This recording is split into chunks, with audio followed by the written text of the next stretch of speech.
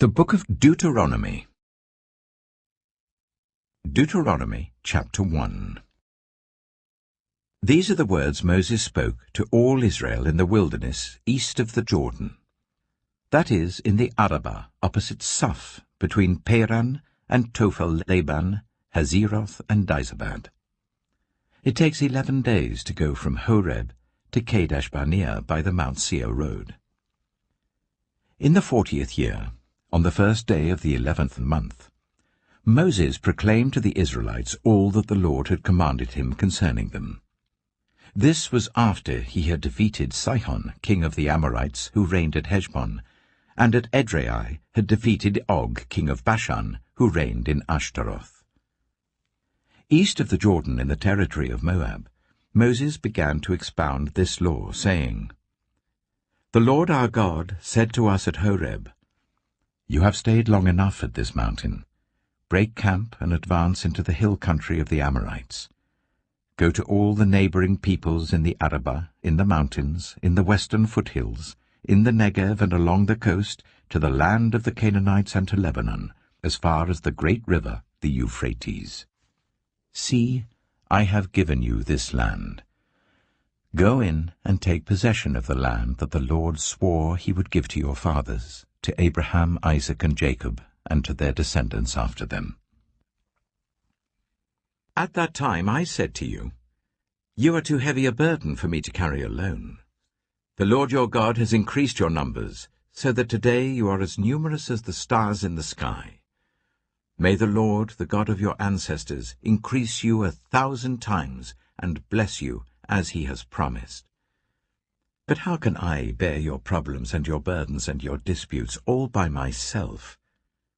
Choose some wise, understanding, and respected men from each of your tribes, and I will set them over you.' You answered me, 'What you propose to do is good.' So I took the leading men of your tribes, wise and respected men, and appointed them to have authority over you, as commanders of thousands, of hundreds, of 50s, and of 10s, and as tribal officials. And I charged your judges at that time, 'Hear the disputes between your people and judge fairly, whether the case is between two Israelites or between an Israelite and a foreigner residing among you. Do not show partiality in judging. Hear both small and great alike. Do not be afraid of anyone, for judgment belongs to God. Bring me any case too hard for you, and I will hear it.' And at that time I told you everything you were to do. Then, as the Lord our God commanded us, we set out from Horeb and went towards the hill country of the Amorites, through all that vast and dreadful wilderness that you have seen. And so we reached Kadesh-Barnea. Then I said to you, 'You have reached the hill country of the Amorites, which the Lord our God is giving us. See, the Lord your God has given you the land. Go up and take possession of it, as the Lord, the God of your ancestors, told you. Do not be afraid. Do not be discouraged.' Then all of you came to me and said, 'Let us send men ahead to spy out the land for us and bring back a report about the route we are to take and the towns we will come to.' The idea seemed good to me. So I selected 12 of you, 1 man from each tribe. They left and went up into the hill country and came to the valley of Eshcol and explored it. Taking with them some of the fruit of the land, they brought it down to us and reported, 'It is a good land that the Lord our God is giving us.' But you were unwilling to go up. You rebelled against the command of the Lord your God. You grumbled in your tents and said, 'The Lord hates us, so he brought us out of Egypt to deliver us into the hands of the Amorites to destroy us. Where can we go? Our brothers have made our hearts melt in fear. They say, "The people are stronger and taller than we are. The cities are large, with walls up to the sky. We even saw the Anakites there." Then I said to you, "Do not be terrified. Do not be afraid of them. The Lord your God, who is going before you, will fight for you as he did for you in Egypt before your very eyes, and in the wilderness. There you saw how the Lord your God carried you, as a father carries his son, all the way you went until you reached this place. In spite of this, you did not trust in the Lord your God, who went ahead of you on your journey, in fire by night and in a cloud by day, to search out places for you to camp and to show you the way you should go. When the Lord heard what you said, he was angry and solemnly swore, "No one from this evil generation shall see the good land I swore to give your ancestors, except Caleb son of Jephunneh. He will see it, and I will give him and his descendants the land he set his feet on, because he followed the Lord wholeheartedly." Because of you the Lord became angry with me also, and said, "You shall not enter it either. But your assistant Joshua son of Nun will enter it. Encourage him, because he will lead Israel to inherit it. And the little ones that you said would be taken captive, your children who do not yet know good from bad, they will enter the land. I will give it to them, and they will take possession of it. But as for you, turn round and set out towards the desert along the route to the Red Sea." Then you replied, "We have sinned against the Lord. We will go up and fight as the Lord our God commanded us." So every one of you put on his weapons, thinking it easy to go up into the hill country. But the Lord said to me, "Tell them, do not go up and fight, because I will not be with you. You will be defeated by your enemies." So I told you, but you would not listen. You rebelled against the Lord's command, and in your arrogance you marched up into the hill country. The Amorites who lived in those hills came out against you. They chased you like a swarm of bees, and beat you down from Seir all the way to Hormah. You came back and wept before the Lord, but he paid no attention to your weeping and turned a deaf ear to you. And so you stayed in Kadesh many days, all the time you spent there. Deuteronomy chapter 2. Then we turned back and set out towards the wilderness along the route to the Red Sea, as the Lord had directed me. For a long time we made our way around the hill country of Seir. Then the Lord said to me, "You have made your way around this hill country long enough. Now turn north. Give the people these orders. You are about to pass through the territory of your relatives, the descendants of Esau, who live in Seir. They will be afraid of you, but be very careful. Do not provoke them to war. For I will not give you any of their land, not even enough to put your foot on. I have given Esau the hill country of Seir as his own. You are to pay them in silver for the food you eat and the water you drink. The Lord your God has blessed you in all the work of your hands. He has watched over your journey through this vast wilderness. These 40 years the Lord your God has been with you, and you have not lacked anything. So we went on past our relatives, the descendants of Esau who live in Seir. We turned from the Arabah road, which comes up from Elath and Ezion-Geber, and travelled along the desert road of Moab. Then the Lord said to me, "Do not harass the Moabites or provoke them to war, for I will not give you any part of their land. I have given Ar to the descendants of Lot as a possession." The Emites used to live there, a people strong and numerous and as tall as the Anakites. Like the Anakites, they too were considered Rephaites, but the Moabites called them Emites. Horites used to live in Seir, but the descendants of Esau drove them out.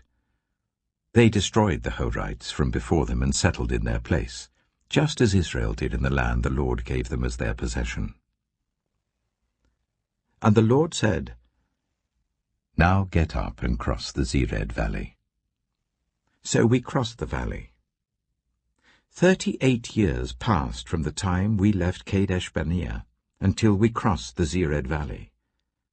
By then, that entire generation of fighting men had perished from the camp, as the Lord had sworn to them. The Lord's hand was against them until he had completely eliminated them from the camp. Now when the last of these fighting men among the people had died, the Lord said to me, "Today you are to pass by the region of Moab at Ar. When you come to the Ammonites, do not harass them or provoke them to war, for I will not give you possession of any land belonging to the Ammonites. I have given it as a possession to the descendants of Lot." That too was considered a land of the Rephaites, who used to live there. But the Ammonites called them Zamzummites. They were a people strong and numerous, and as tall as the Anakites. The Lord destroyed them from before the Ammonites, who drove them out and settled in their place. The Lord had done the same for the descendants of Esau, who lived in Seir, when he destroyed the Horites from before them. They drove them out and have lived in their place to this day. And as for the Avites, who live in the villages as far as Gaza, the Caphtorites coming out from Caphtor destroyed them and settled in their place. Set out now and cross the Arnon Gorge. See, I have given into your hand Sihon the Amorite, king of Heshbon, and his country. Begin to take possession of it and engage him in battle. This very day I will begin to put the terror and fear of you on all the nations under heaven. They will hear reports of you, and will tremble and be in anguish because of you. From the desert of Kedemoth I sent messengers to Sihon king of Heshbon, offering peace and saying, "Let us pass through your country. We will stay on the main road. We will not turn aside to the right or to the left. Sell us food to eat and water to drink, for their price in silver. Only let us pass through on foot, as the descendants of Esau who live in Seir and the Moabites who live in Ar did for us, until we cross the Jordan into the land the Lord our God is giving us." But Sihon king of Heshbon refused to let us pass through, for the Lord your God had made his spirit stubborn and his heart obstinate, in order to give him into your hands, as he has now done. The Lord said to me, "See, I have begun to deliver Sihon and his country over to you. Now begin to conquer and possess his land." When Sihon and all his army came out to meet us in battle at Jahaz, the Lord our God delivered him over to us, and we struck him down, together with his sons and his whole army. At that time we took all his towns and completely destroyed them, men, women, and children. We left no survivors. But the livestock and the plunder from the towns we had captured we carried off for ourselves. From Aroer on the rim of the Arnon Gorge, and from the town in the gorge even as far as Gilead, not one town was too strong for us. The Lord our God gave us all of them. But in accordance with the command of the Lord our God, you did not encroach on any of the land of the Amorites, neither the land along the course of the Jabbok, nor that around the towns in the hills. Deuteronomy chapter 3. Next we turned and went up along the road towards Bashan. And Og king of Bashan with his whole army marched out to meet us in battle at Edrei. The Lord said to me, "Do not be afraid of him, for I have delivered him into your hands, along with his whole army and his land. Do to him what you did to Sihon king of the Amorites, who reigned in Heshbon." So the Lord our God also gave into our hands Og king of Bashan and all his army. We struck them down, leaving no survivors. At that time we took all his cities. There was not one of the 60 cities that we did not take from them, the whole region of Argob, Og's kingdom in Bashan. All these cities were fortified with high walls and with gates and bars, and there were also a great many unwalled villages. We completely destroyed them, as we had done with Sihon king of Heshbon, destroying every city, men, women, and children. But all the livestock and the plunder from their cities we carried off for ourselves. So at that time we took from these 2 kings of the Amorites the territory east of the Jordan, from the Arnon Gorge as far as Mount Hermon. Hermon is called Sirion by the Sidonians. The Amorites call it Sinea. We took all the towns on the plateau, and all Gilead, and all Bashan, as far as Salekah and Edrei, towns of Og's kingdom in Bashan. Og, king of Bashan, was the last of the Rephaites. His bed was decorated with iron, and was more than 9 cubits long and 4 cubits wide. It is still in Rabbah of the Ammonites.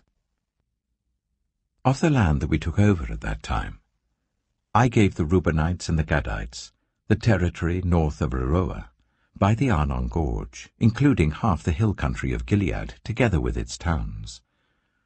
The rest of Gilead, and also all of Bashan, the kingdom of Og, I gave to the half-tribe of Manasseh. The whole region of Argob in Bashan used to be known as a land of the Rephaites. Jair, a descendant of Manasseh, took the whole region of Argob as far as the border of the Geshurites and the Maacathites. It was named after him, so that to this day Bashan is called Havoth Jair. And I gave Gilead to Machir. But to the Reubenites and the Gadites I gave the territory extending from Gilead down to the Arnon Gorge, the middle of the gorge being the border, and out to the river Jabbok, which is the border of the Ammonites. Its western border was the Jordan in the Arabah, from Kinnereth to the sea of the Arabah, that is, the Dead Sea, below the slopes of Pisgah. I commanded you at that time, "The Lord your God has given you this land to take possession of it. But all your able-bodied men armed for battle must cross over ahead of the other Israelites. However, your wives, your children, and your livestock, I know you have much livestock, may stay in the towns I have given you, until the Lord gives rest to your fellow Israelites as he has to you. And they too have taken over the land that the Lord your God is giving them across the Jordan. After that, each of you may go back to the possession I have given you." At that time, I commanded Joshua, "You have seen with your own eyes all that the Lord your God has done to these 2 kings. The Lord will do the same to all the kingdoms over there where you are going. Do not be afraid of them. The Lord your God himself will fight for you." At that time I pleaded with the Lord, "Sovereign Lord, you have begun to show to your servant your greatness and your strong hand. For what God is there in heaven or on earth who can do the deeds and mighty works you do? Let me go over and see the good land beyond the Jordan, that fine hill country and Lebanon." But because of you, the Lord was angry with me and would not listen to me. "That is enough," the Lord said. "Do not speak to me any more about this matter. Go up to the top of Pisgah, and look west and north and south and east. Look at the land with your own eyes, since you are not going to cross this Jordan. But commission Joshua, and encourage and strengthen him, for he will lead this people across and will cause them to inherit the land that you will see." So we stayed in the valley near Beth Peor. Deuteronomy chapter 4. Now, Israel, hear the decrees and laws I am about to teach you. Follow them so that you may live and may go in and take possession of the land that the Lord, the God of your ancestors, is giving you. Do not add to what I command you, and do not subtract from it, but keep the commands of the Lord your God that I give you. You saw with your own eyes what the Lord did at Baal Peor. The Lord your God destroyed from among you everyone who followed the Baal of Peor. But all of you who held fast to the Lord your God are still alive today. See, I have taught you decrees and laws as the Lord my God commanded me, so that you may follow them in the land you are entering to take possession of it. Observe them carefully, For this will show your wisdom and understanding to the nations, who will hear about all these decrees and say, Surely this great nation is a wise and understanding people. What other nation is so great as to have their gods near them, the way the Lord our God is near us, whenever we pray to him? And what other nation is so great as to have such righteous decrees and laws as this body of laws I am setting before you today? Only be careful and watch yourselves closely, so that you do not forget the things your eyes have seen, or let them fade from your heart as long as you live. Teach them to your children and to their children after them. Remember the day you stood before the Lord your God at Horeb, when he said to me, Assemble the people before me to hear my words, so that they may learn to revere me as long as they live in the land, and may teach them to their children. You came near and stood at the foot of the mountain, while it blazed with fire to the very heavens, with black clouds and deep darkness. Then the Lord spoke to you out of the fire. You heard the sounds of words, but saw no form. There was only a voice. He declared to you his covenant, the 10 Commandments, which he commanded you to follow, and then wrote them on 2 stone tablets. And the Lord directed me at that time to teach you the decrees and laws you are to follow in the land that you are crossing the Jordan to possess. You saw no form of any kind the day the Lord spoke to you at Horeb out of the fire.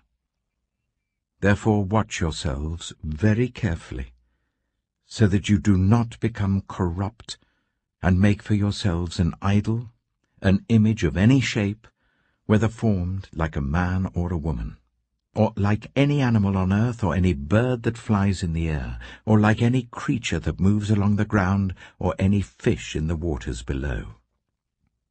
And when you look up to the sky and see the sun, the moon, and the stars, all the heavenly array, do not be enticed into bowing down to them and worshipping things the Lord your God has apportioned to all the nations under heaven. But as for you, the Lord took you and brought you out of the iron-smelting furnace, out of Egypt, to be the people of his inheritance, as you now are. The Lord was angry with me because of you, and he solemnly swore that I would not cross the Jordan and enter the good land the Lord your God is giving you as your inheritance.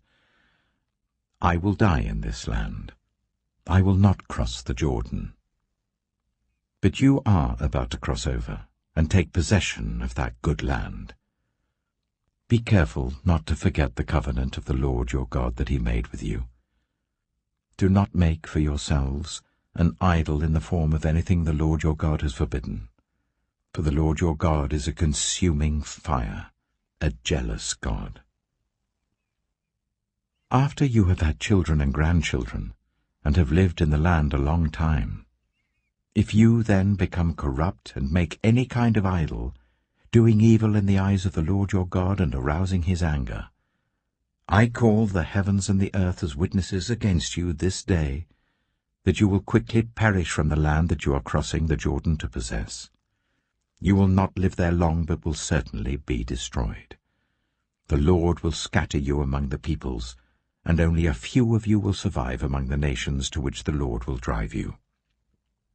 There you will worship man-made gods of wood and stone, which cannot see or hear or eat or smell. But if from there you seek the Lord your God, you will find him if you seek him with all your heart and with all your soul.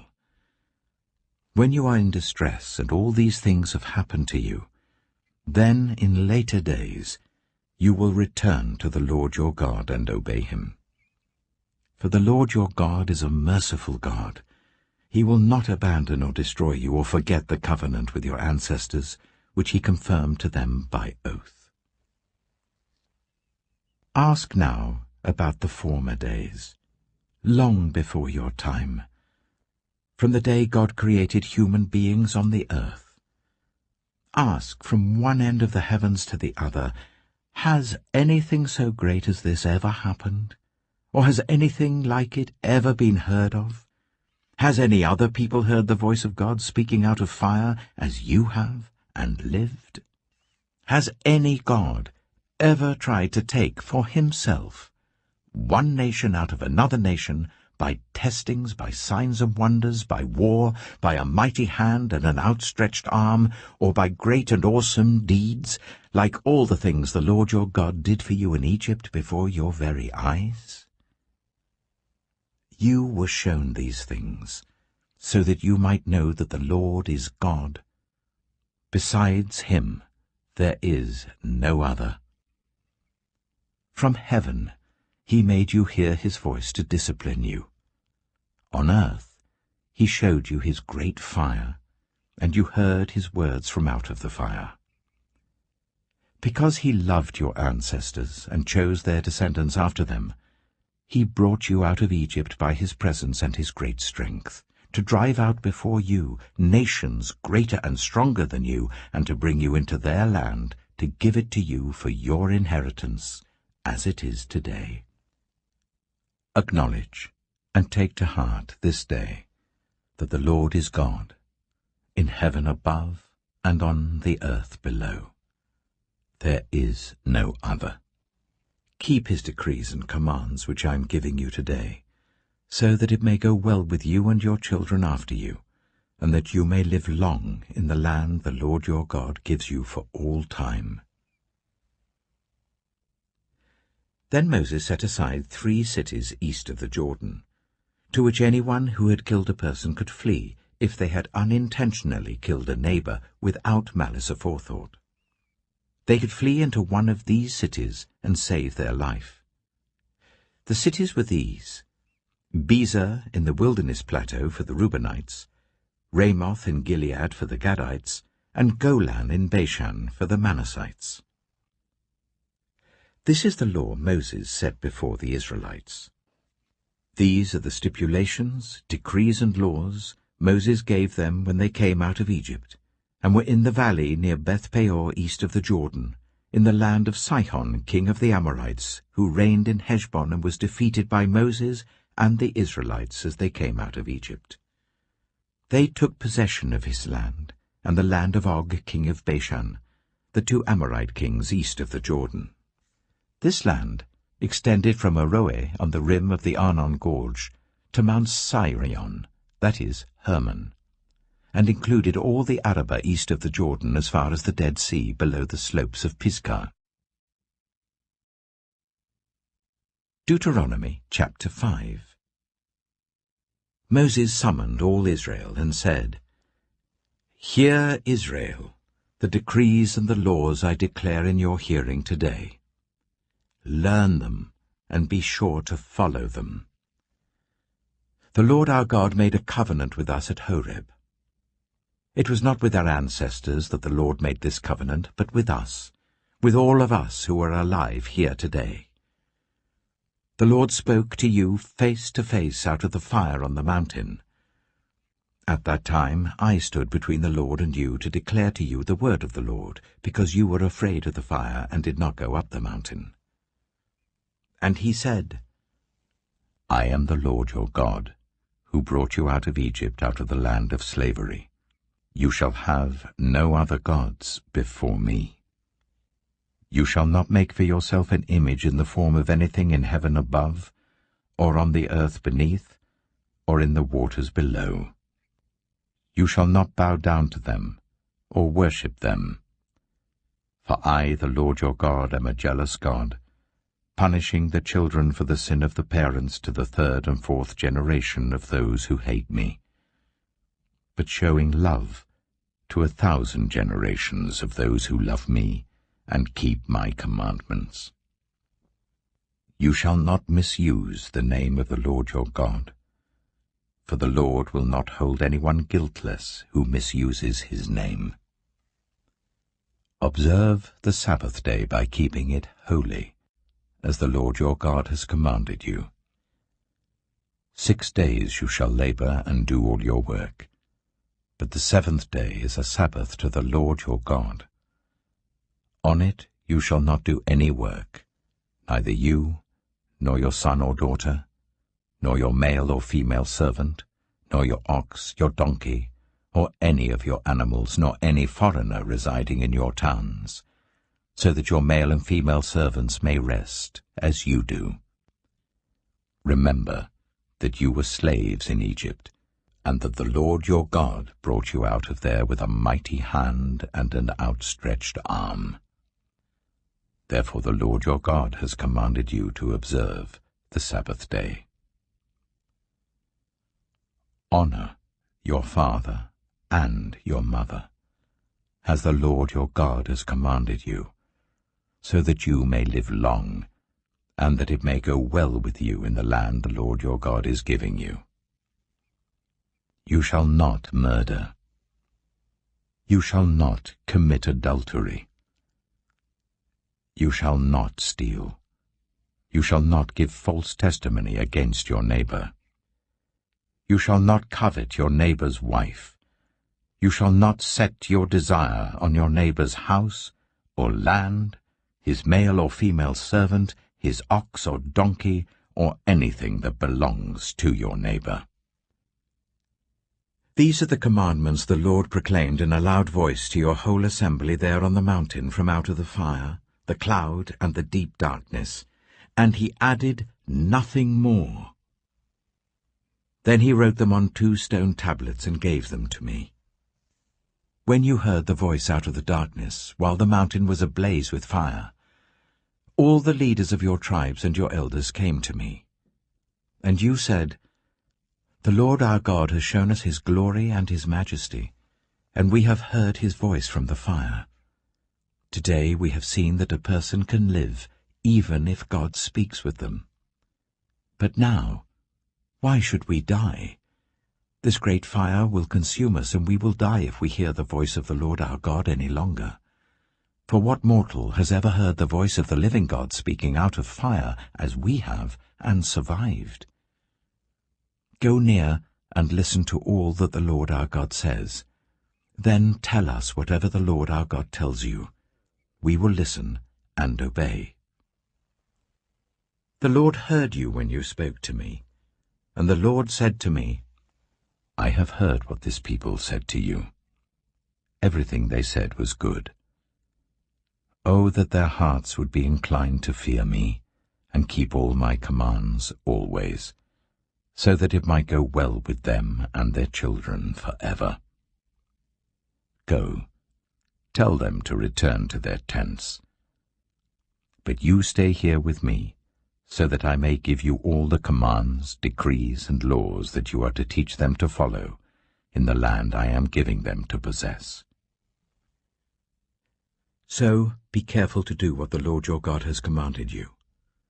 Do not turn aside to the right or to the left. Walk in obedience to all that the Lord your God has commanded you, so that you may live and prosper and prolong your days in the land that you will possess. Deuteronomy chapter 6. These are the commands, decrees, and laws the Lord your God directed me to teach you, to observe in the land you are crossing the Jordan to possess, so that you, your children, and their children after them, may fear the Lord your God as long as you live, by keeping all his decrees and commands that I give you, and so that you may enjoy long life. Hear, Israel, and be careful to obey, so that it may go well with you, and that you may increase greatly in a land flowing with milk and honey, just as the Lord, the God of your ancestors, promised you. Hear, O Israel, the Lord our God, the Lord is one. Love the Lord your God with all your heart, and with all your soul, and with all your strength. These commandments that I give you today are to be on your hearts. Impress them on your children. Talk about them when you sit at home and when you walk along the road, when you lie down and when you get up. Tie them as symbols on your hands and bind them on your foreheads. Write them on the door frames of your houses and on your gates. When the Lord your God brings you into the land he swore to your fathers, to Abraham, Isaac, and Jacob, to give you a land with large, flourishing cities you did not build, houses filled with all kinds of good things you did not provide, wells you did not dig, and vineyards and olive groves you did not plant. Then when you eat and are satisfied, be careful that you do not forget the Lord who brought you out of Egypt, out of the land of slavery. Fear the Lord your God. Serve him only, and take your oaths in his name. Do not follow other gods, the gods of the peoples around you. For the Lord your God who is among you is a jealous God, and his anger will burn against you, and he will destroy you from the face of the land. Do not put the Lord your God to test as you did at Massah. Be sure to keep the commands of the Lord your God and the stipulations and decrees he has given you. Do what is right and good in the Lord's sight, so that it may go well with you, and you may go in and take over the good land that the Lord promised on oath to your ancestors, thrusting out all your enemies before you, as the Lord said. In the future, when your son asks you, "What is the meaning of the stipulations, decrees, and laws the Lord our God has commanded you?" tell him, "We were slaves of Pharaoh in Egypt. But the Lord brought us out of Egypt with a mighty hand. Before our eyes the Lord sent signs and wonders, great and terrible, on Egypt and Pharaoh and his whole household. But he brought us out from there, to bring us in and give us the land that he promised on oath to our ancestors. The Lord commanded us to obey all these decrees, and to fear the Lord our God, so that we might always prosper and be kept alive, as is the case today. And if we are careful to obey all this law before the Lord our God, as he has commanded us, that will be our righteousness." Deuteronomy chapter 7. When the Lord your God brings you into the land you are entering to possess, and drives out before you many nations, the Hittites, Girgashites, Amorites, Canaanites, Perizzites, Hivites, and Jebusites, 7 nations larger and stronger than you, and when the Lord your God has delivered them over to you and you have defeated them, then you must destroy them totally. Make no treaty with them, and show them no mercy. Do not intermarry with them. Do not give your daughters to their sons, or take their daughters for your sons, for they will turn your children away from following me to serve other gods, and the Lord's anger will burn against you and will quickly destroy you. This is what you are to do to them. Break down their altars, smash their sacred stones, cut down their Asherah poles, and burn their idols in the fire. For you are a people holy to the Lord your God. The Lord your God has chosen you out of all the peoples on the face of the earth to be his people, his treasured possession. The Lord did not set his affection on you and choose you because you were more numerous than other peoples, for you were the fewest of all peoples. But it was because the Lord loved you and kept the oath he swore to your ancestors, that he brought you out with a mighty hand and redeemed you from the land of slavery, from the power of Pharaoh king of Egypt. Know therefore that the Lord your God is God. He is the faithful God, keeping his covenant of love to 1,000 generations of those who love him and keep his commandments. But those who hate him he will repay to their face by destruction. He will not be slow to repay to their face those who hate him. Therefore take care to follow the commands, decrees, and laws I give you today. If you pay attention to these laws, and are careful to follow them, then the Lord your God will keep his covenant of love with you as he swore to your ancestors. He will love you and bless you and increase your numbers. He will bless the fruit of your womb, the crops of your land, your corn, new wine, and oil, the calves of your herds, and the lambs of your flocks in the land that he swore to your ancestors to give you. You will be blessed more than any other people. None of your men or women will be childless, nor any of your livestock without young. The Lord will keep you free from every disease. He will not inflict on you the horrible diseases you knew in Egypt, but he will inflict them on all who hate you. You must destroy all the peoples the Lord your God gives over to you. Do not look on them with pity, and do not serve their gods, for that will be a snare to you. You may say to yourselves, "These nations are stronger than we are. How can we drive them out?" But do not be afraid of them. Remember well what the Lord your God did to Pharaoh and to all Egypt. You saw with your own eyes the great trials, the signs and wonders, the mighty hand and outstretched arm with which the Lord your God brought you out. The Lord your God will do the same to all the peoples you now fear. Moreover, the Lord your God will send the hornet among them until even the survivors who hide from you have perished. Do not be terrified by them, for the Lord your God who is among you is a great and awesome God. The Lord your God will drive out those nations before you little by little. You will not be allowed to eliminate them all at once, or the wild animals will multiply around you. But the Lord your God will deliver them over to you, throwing them into great confusion until they are destroyed. He will give their kings into your hand, and you will wipe out their names from under heaven. No one will be able to stand up against you. You will destroy them. The images of their gods you are to burn in the fire. Do not covet the silver and gold on them, and do not take it for yourselves, or you will be ensnared by it, for it is detestable to the Lord your God. Do not bring a detestable thing into your house, or you, like it, will be set apart for destruction. Regard it as vile and utterly detest it, for it is set apart for destruction. Deuteronomy chapter 8.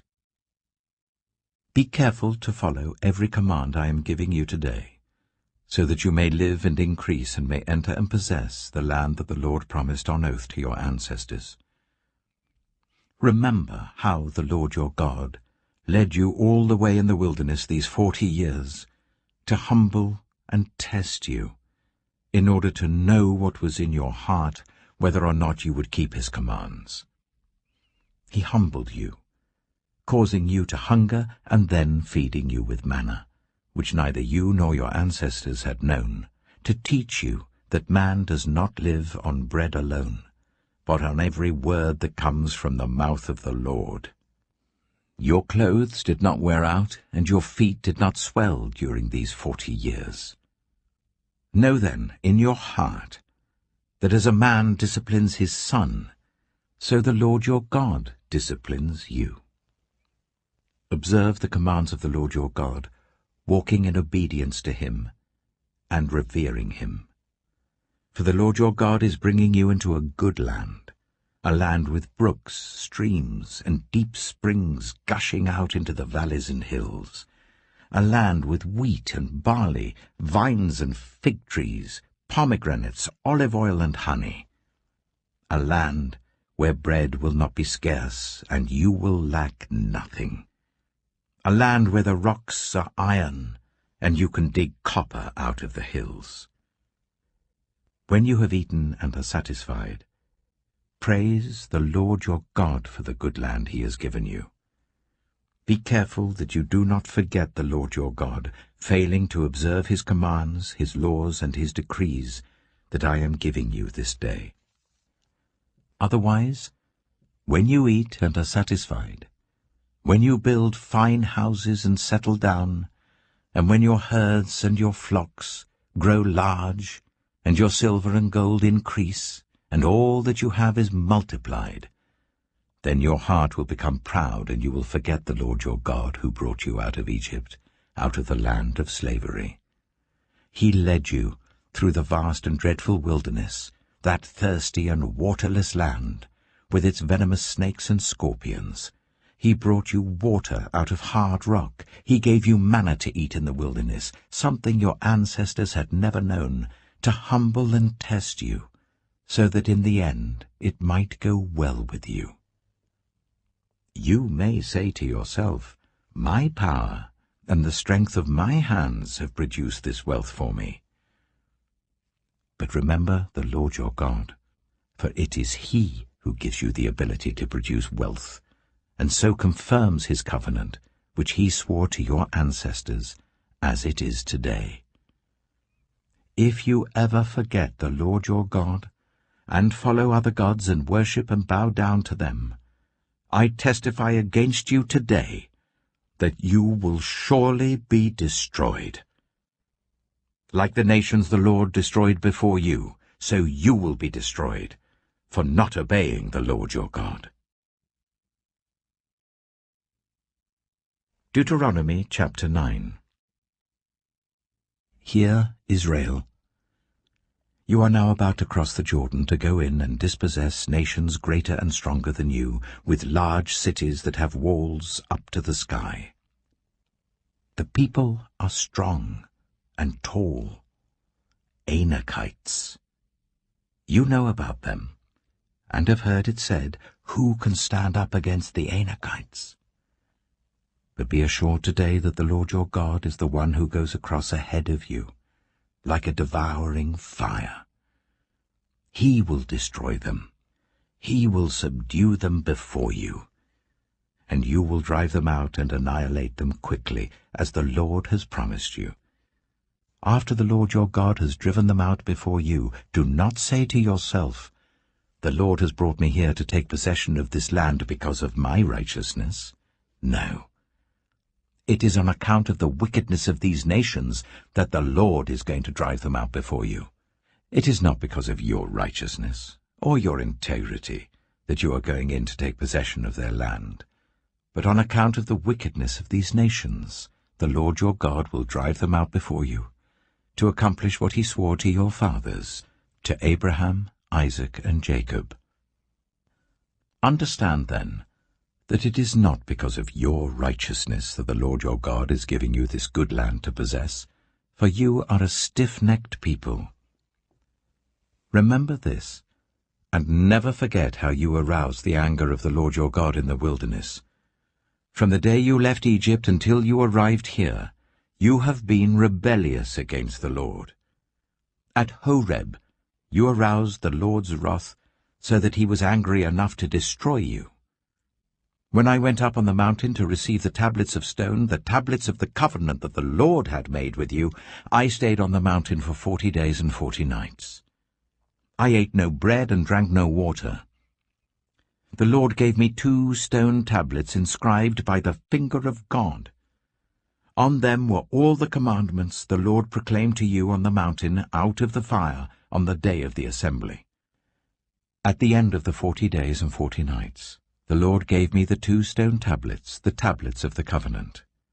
Then the Lord told me, "Go down from here at once, because your people whom you brought out of Egypt have become corrupt. They have turned away quickly from what I commanded them, and have made an idol for themselves." And the Lord said to me, "I have seen this people, and they are a stiff-necked people indeed. Let me alone, so that I may destroy them and blot out their name from under heaven. And I will make you into a nation stronger and more numerous than they." So I turned and went down from the mountain while it was ablaze with fire.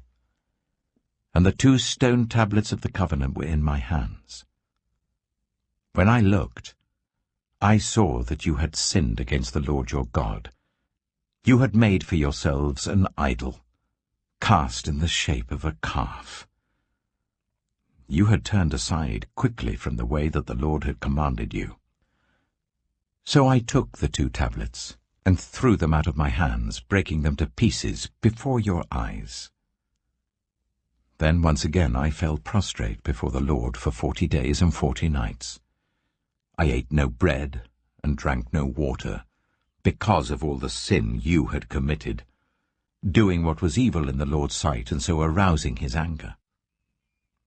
I feared the anger and wrath of the Lord, for he was angry enough with you to destroy you. But again the Lord listened to me. And the Lord was angry enough with Aaron to destroy him. But at that time I prayed for Aaron too. Also, I took that sinful thing of yours, the calf you had made, and burned it in the fire. Then I crushed it, and ground it to powder as fine as dust, and threw the dust into a stream that flowed down the mountain. You also made the Lord angry at Taberah, at Massa, and at Kibroth-Hattaavah. And when the Lord sent you out from Kadesh-barnea, he said, "Go up and take possession of the land I have given you." But you rebelled against the command of the Lord your God.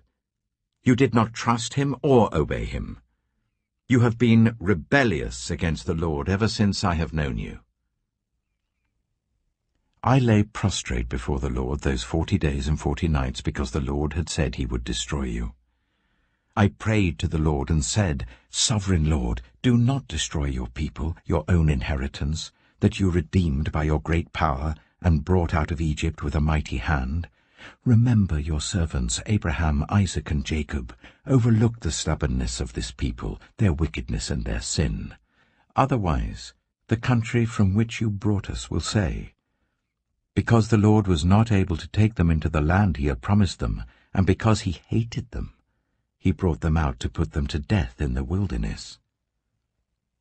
But they are your people, your inheritance, that you brought out by your great power and your outstretched arm.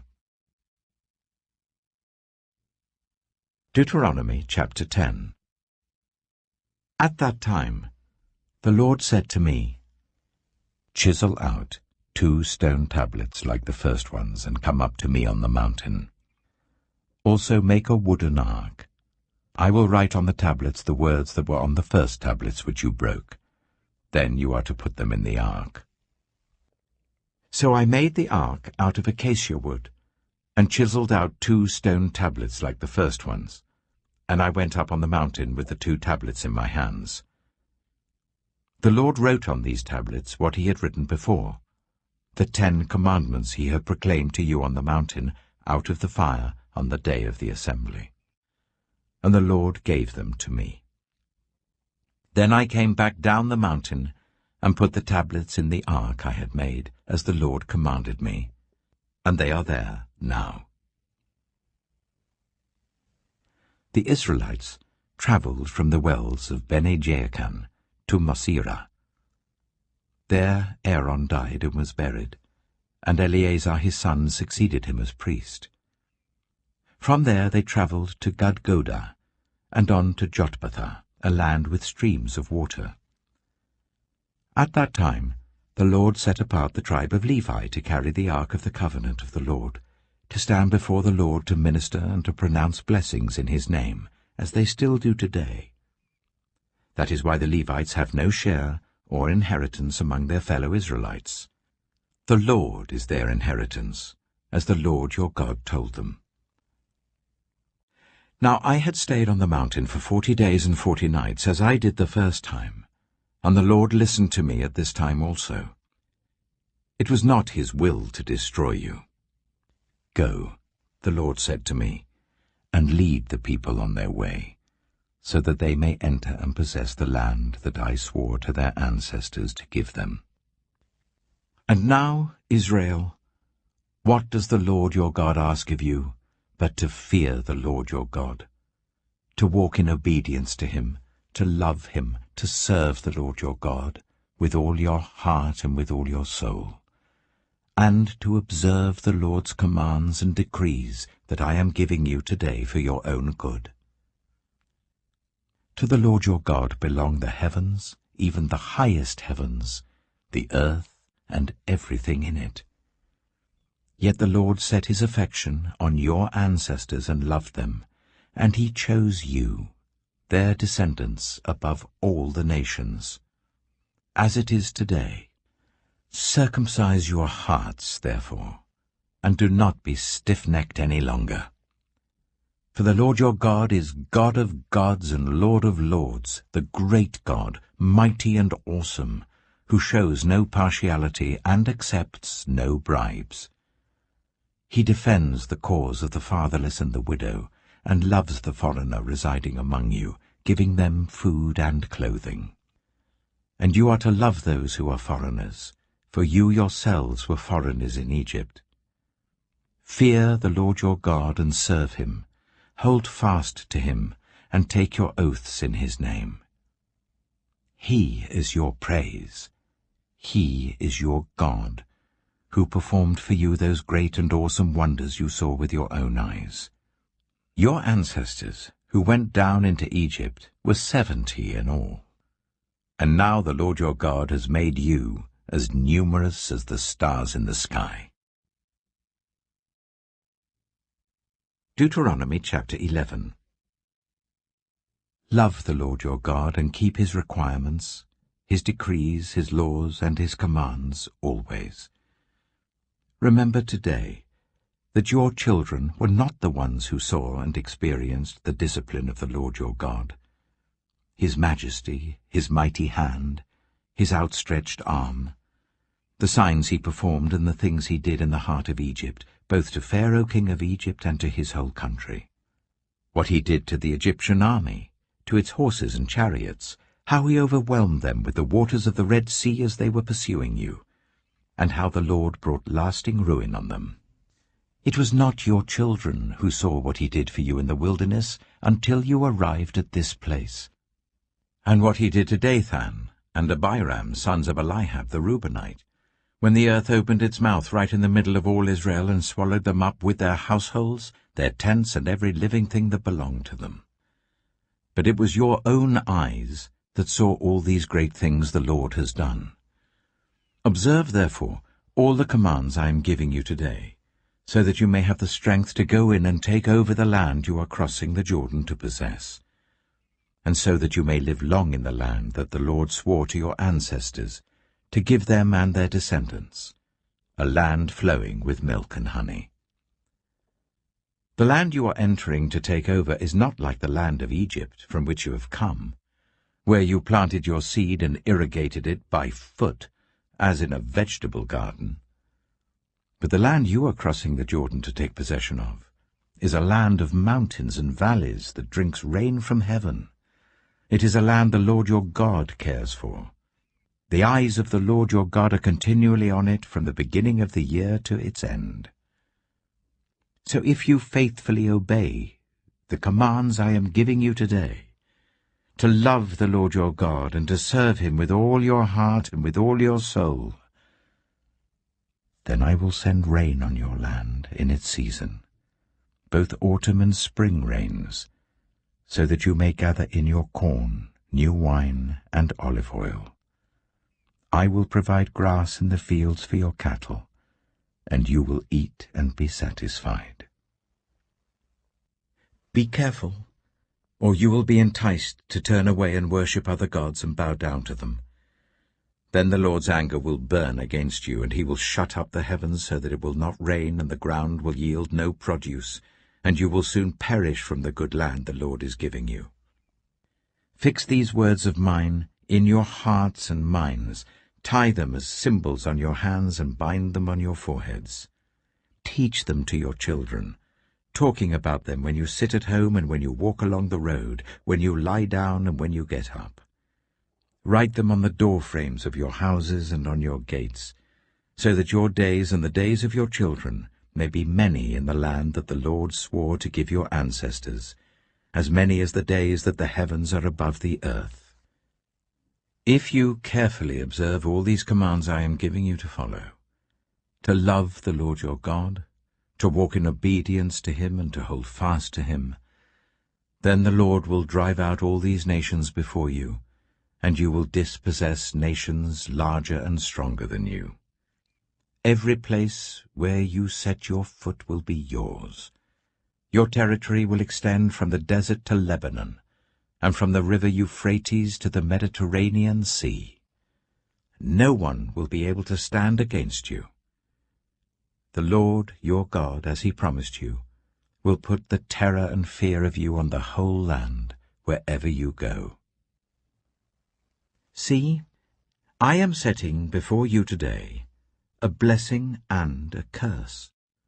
The blessing, if you obey the commands of the Lord your God that I am giving you today. The curse, if you disobey the commands of the Lord your God, and turn from the way that I command you today by following other gods, which you have not known. When the Lord your God has brought you into the land you are entering to possess, you are to proclaim on Mount Gerizim the blessings, and on Mount Ebal the curses. As you know, these mountains are across the Jordan, westward towards the setting sun, near the great trees of Moreh, in the territory of those Canaanites living in the Arabah, in the vicinity of Gilgal. You are about to cross the Jordan to enter and take possession of the land the Lord your God is giving you. When you have taken it over and are living there, be sure that you obey all the decrees and laws I am setting before you today. Deuteronomy chapter 12. These are the decrees and laws you must be careful to follow in the land that the Lord, the God of your ancestors, has given you to possess, as long as you live in the land. Destroy completely all the places on the high mountains, on the hills, and under every spreading tree, where the nations you are dispossessing worship their gods. Break down their altars, smash their sacred stones, and burn their Asherah poles in the fire. Cut down the idols of their gods and wipe out their names from those places. You must not worship the Lord your God in their way. But you are to seek the place the Lord your God will choose from among all your tribes to put his name there for his dwelling. To that place you must go. There bring your burnt offerings and sacrifices, your tithes and special gifts, what you have vowed to give, and your freewill offerings, and the firstborn of your herds and flocks. There, in the presence of the Lord your God, you and your families shall eat and shall rejoice in everything you have put your hand to, because the Lord your God has blessed you. You are not to do, as we do here today, everyone doing as they see fit, since you have not yet reached the resting place and the inheritance the Lord your God is giving you. But you will cross the Jordan and settle in the land the Lord your God is giving you as an inheritance, and he will give you rest from all your enemies around you, so that you will live in safety. Then, to the place the Lord your God will choose as a dwelling for his name, there you are to bring everything I command you, your burnt offerings and sacrifices, your tithes and special gifts, and all the choice possessions you have vowed to the Lord. And there rejoice before the Lord your God, you, your sons and daughters, your male and female servants, and the Levites from your towns, who have no land allotted to them or any inheritance of their own. Be careful not to sacrifice your burnt offerings anywhere you please. Offer them only at the place the Lord will choose in one of your tribes, and there observe everything I command you. Nevertheless, you may slaughter your animals in any of your towns, and eat as much of the meat as you want, as if it were gazelle or deer, according to the blessing the Lord your God gives you. Both the ceremonially unclean and the clean may eat it. But you must not eat the blood. Pour it on the ground like water. You must not eat in your own towns the tithe of your corn and new wine and olive oil, or the firstborn of your herds and flocks, or whatever you have vowed to give, or your freewill offerings or special gifts. Instead, you are to eat them in the presence of the Lord your God at the place the Lord your God will choose. You, your sons and daughters, your male and female servants, and the Levites from your towns. And you are to rejoice before the Lord your God in everything you put your hand to. Be careful not to neglect the Levites as long as you live in your land. When the Lord your God has enlarged your territory as he promised you, and you crave meat, and say, I would like some meat, then you may eat as much of it as you want. If the place where the Lord your God chooses to put his name is too far away from you, you may slaughter animals from the herds and flocks the Lord has given you as I have commanded you, and in your own towns you may eat as much of them as you want. Eat them as you would gazelle or deer. Both the ceremonially unclean and the clean may eat. But be sure you do not eat the blood, because the blood is the life, and you must not eat the life with the meat. You must not eat the blood. Pour it on the ground like water. Do not eat it, so that it may go well with you and your children after you, because you will be doing what is right in the eyes of the Lord. But take your consecrated things, and whatever you have vowed to give, and go to the place the Lord will choose. Present your burnt offerings on the altar of the Lord your God, both the meat and the blood. The blood of your sacrifices must be poured beside the altar of the Lord your God, but you may eat the meat.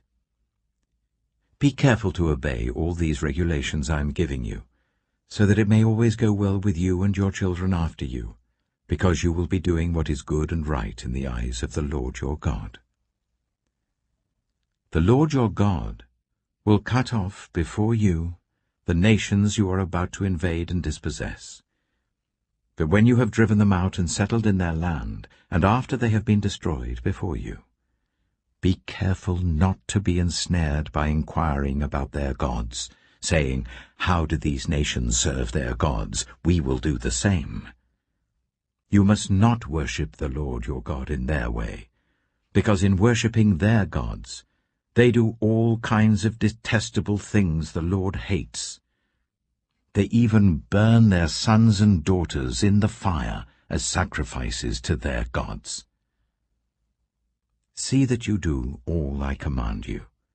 Do not add to it or take away from it. Deuteronomy chapter 13.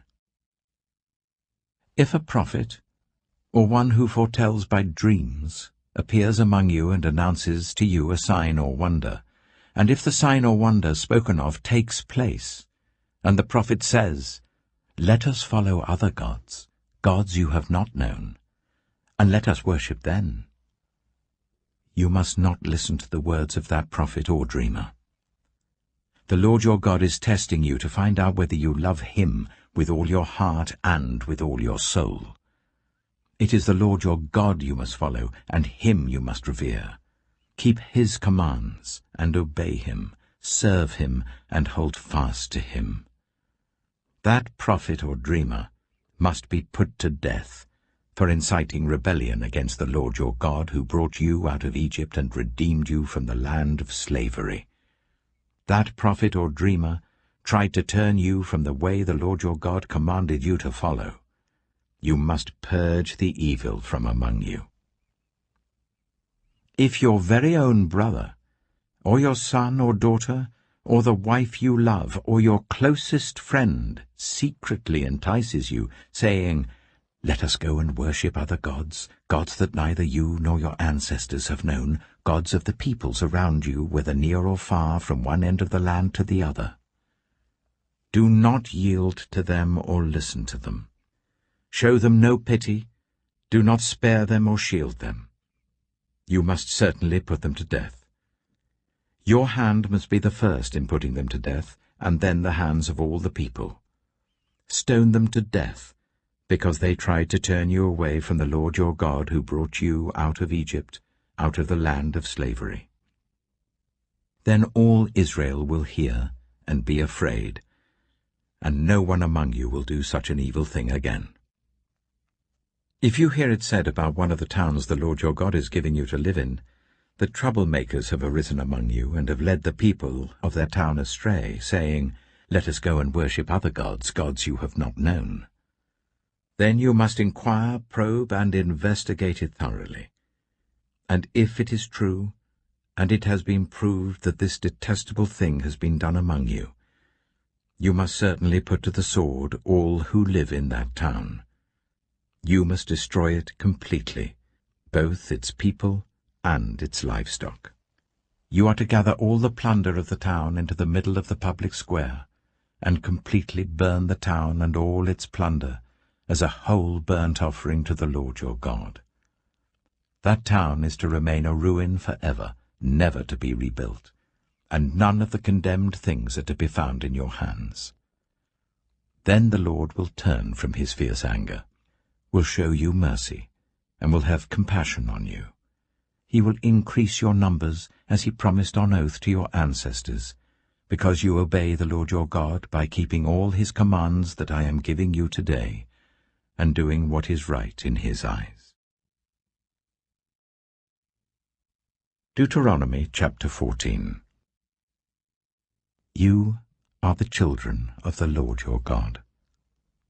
Do not cut yourselves, or shave the front of your heads for the dead, for you are a people holy to the Lord your God. Out of all the peoples on the face of the earth, the Lord has chosen you to be his treasured possession. Do not eat any detestable thing. These are the animals you may eat: the ox, the sheep, the goat, the deer, the gazelle, the roe deer, the wild goat, the ibex, the antelope, and the mountain sheep. You may eat any animal that has a divided hoof and that chews the cud. However, of those that chew the cud, or that have a divided hoof, you may not eat the camel, the hare, or the hyrax. Although they chew the cud, they do not have a divided hoof. They are ceremonially unclean for you. The pig is also unclean. Although it has a divided hoof, it does not chew the cud. You are not to eat their meat or touch their carcasses. Of all the creatures living in the water, you may eat any that has fins and scales. But anything that does not have fins and scales you may not eat. For you it is unclean.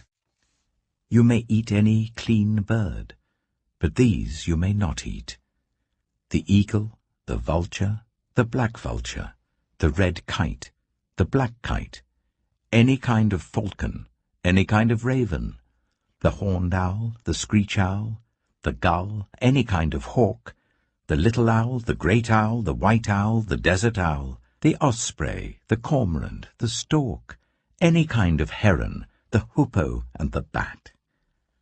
All flying insects are unclean to you. Do not eat them. But any winged creature that is clean you may eat. Do not eat anything you find already dead. You may give it to the foreigner residing in any of your towns, and they may eat it, or you may sell it to any other foreigner. But you are a people holy to the Lord your God. Do not cook a young goat in its mother's milk. Be sure to set aside 1/10 of all that your fields produce each year.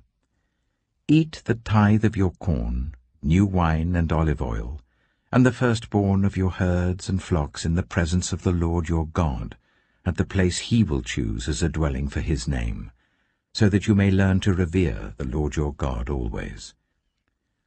But if that place is too distant, and you have been blessed by the Lord your God and cannot carry your tithe, because the place where the Lord will choose to put his name is so far away, then exchange your tithe for silver, and take the silver with you and go to the place the Lord your God will choose.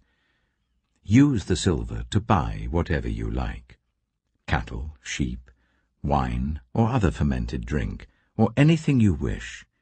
Then you and your household shall eat there in the presence of the Lord your God and rejoice. And do not neglect the Levites living in your towns, for they have no land allotted to them, or any inheritance of their own. At the end of every 3 years, bring all the tithes of that year's produce and store it in your towns, so that the Levites, who have no land allotted to them or any inheritance of their own, and the foreigners, the fatherless, and the widows who live in your towns, may come and eat and be satisfied, and so that the Lord your God may bless you in all the work of your hands. Deuteronomy chapter 15. At the end of every 7 years, you must cancel debts. This is how it is to be done. Every creditor shall cancel any loan they have made to a fellow Israelite. They shall not require payment from anyone among their own people, because the Lord's time for cancelling debts has been proclaimed. You may require payment from a foreigner, but you must cancel any debt your fellow Israelite owes you. However, there need be no poor people among you, for in the land the Lord your God is giving you to possess as your inheritance, he will richly bless you, if only you fully obey the Lord your God and are careful to follow all these commands I am giving you today. For the Lord your God will bless you as he promised, and you will lend to many nations, but will borrow from none. You will rule over many nations, but none will rule over you.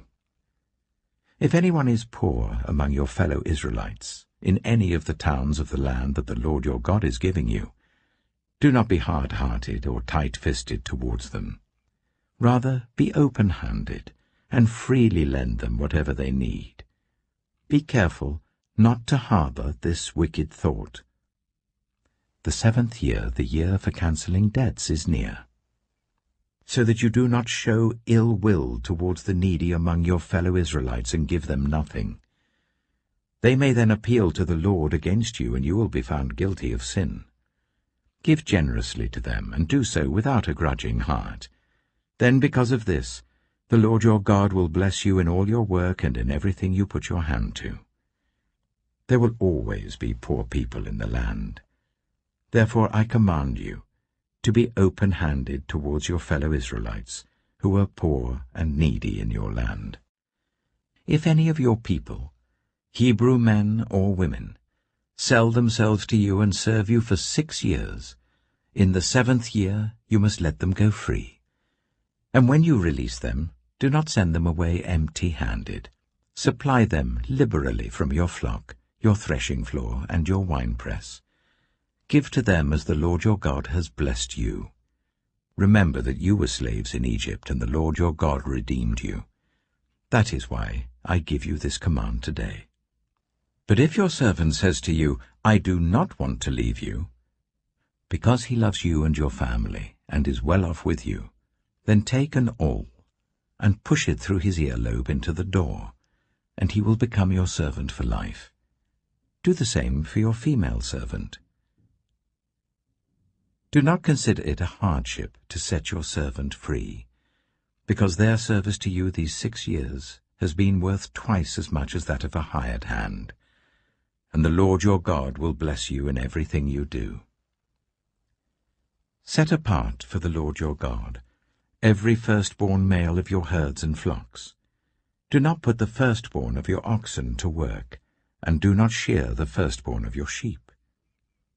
Each year you and your family are to eat them in the presence of the Lord your God at the place he will choose.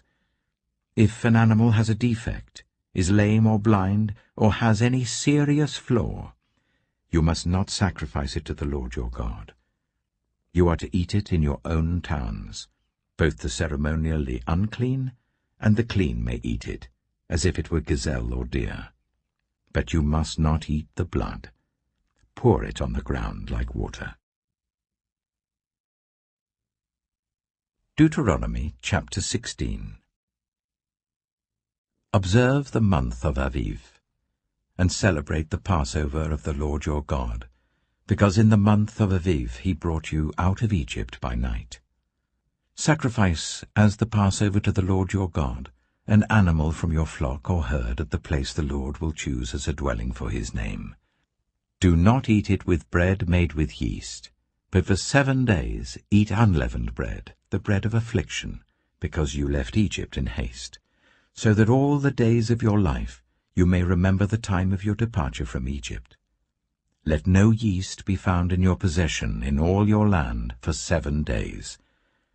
Do not let any of the meat you sacrifice on the evening of the first day remain until morning.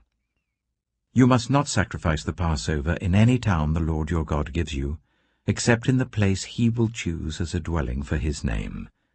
There you must sacrifice the Passover in the evening, when the sun goes down, on the anniversary of your departure from Egypt. Roast it and eat it at the place the Lord your God will choose. Then in the morning return to your tents. For 6 days eat unleavened bread, and on the 7th day hold an assembly to the Lord your God, and do no work. Count 7 weeks from the time you begin to put the sickle to the standing corn. Then celebrate the festival of weeks to the Lord your God, by giving a free will offering in proportion to the blessings the Lord your God has given you. And rejoice before the Lord your God at the place he will choose as a dwelling for his name, you, your sons and daughters, your male and female servants, the Levites in your towns, and the foreigners, the fatherless and the widows living among you. Remember that you were slaves in Egypt, and follow carefully these decrees. Celebrate the festival of tabernacles for 7 days after you have gathered the produce of your threshing floor and your winepress. Be joyful at your festival, you, your sons and daughters, your male and female servants, and the Levites, the foreigners, the fatherless and the widows who live in your towns. For 7 days celebrate the festival to the Lord your God at the place the Lord will choose. For the Lord your God will bless you in all your harvest and in all the work of your hands, and your joy will be complete. 3 times a year all your men must appear before the Lord your God at the place he will choose, at the festival of unleavened bread, the festival of weeks, and the festival of tabernacles. No one should appear before the Lord empty-handed. Each of you must bring a gift in proportion to the way the Lord your God has blessed you. Appoint judges and officials for each of your tribes, in every town the Lord your God is giving you, and they shall judge the people fairly. Do not pervert justice or show partiality. Do not accept a bribe, for a bribe blinds the eyes of the wise and twists the words of the innocent. Follow justice, and justice alone, so that you may live and possess the land the Lord your God is giving you.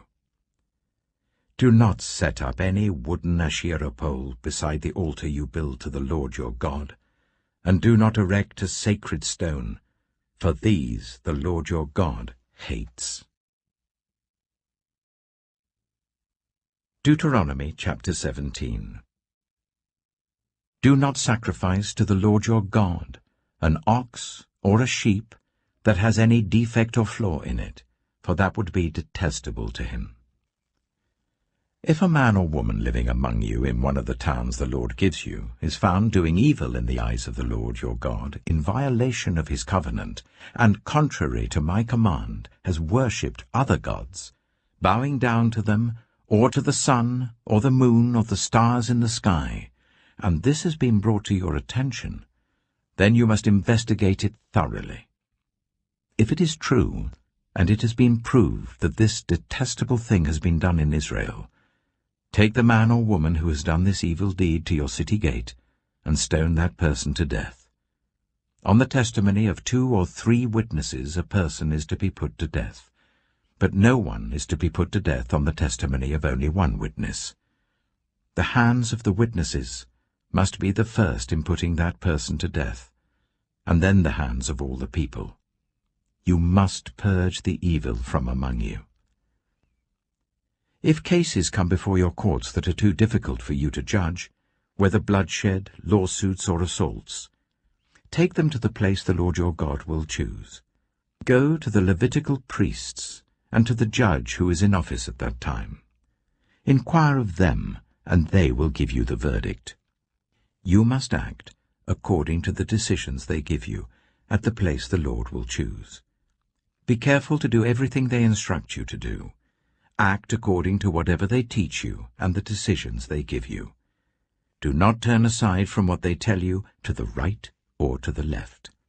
Anyone who shows contempt for the judge or for the priest who stands ministering there to the Lord your God is to be put to death. You must purge the evil from Israel. All the people will hear and be afraid, and will not be contemptuous again. When you enter the land the Lord your God is giving you, and have taken possession of it and settled in it, and you say, "Let us set a king over us like all the nations around us," be sure to appoint over you a king the Lord your God chooses. He must be from among your fellow Israelites. Do not place a foreigner over you, one who is not an Israelite. The king, moreover, must not acquire great numbers of horses for himself, or make the people return to Egypt to get more of them. For the Lord has told you, you are not to go back that way again. He must not take many wives, or his heart will be led astray. He must not accumulate large amounts of silver and gold. When he takes the throne of his kingdom, he is to write for himself on a scroll a copy of this law, taken from that of the Levitical priests. It is to be with him, and he is to read it all the days of his life, so that he may learn to revere the Lord his God and follow carefully all the words of this law and these decrees, and not consider himself better than his fellow Israelites, and turn from the law to the right or to the left. Then he and his descendants will reign a long time over his kingdom in Israel. Deuteronomy chapter 18. The Levitical priests, indeed the whole tribe of Levi, are to have no land allotted to them or any inheritance with Israel. They shall live on the food offerings presented to the Lord, for that is their inheritance. They shall have no inheritance among their fellow Israelites. The Lord is their inheritance, as he promised them.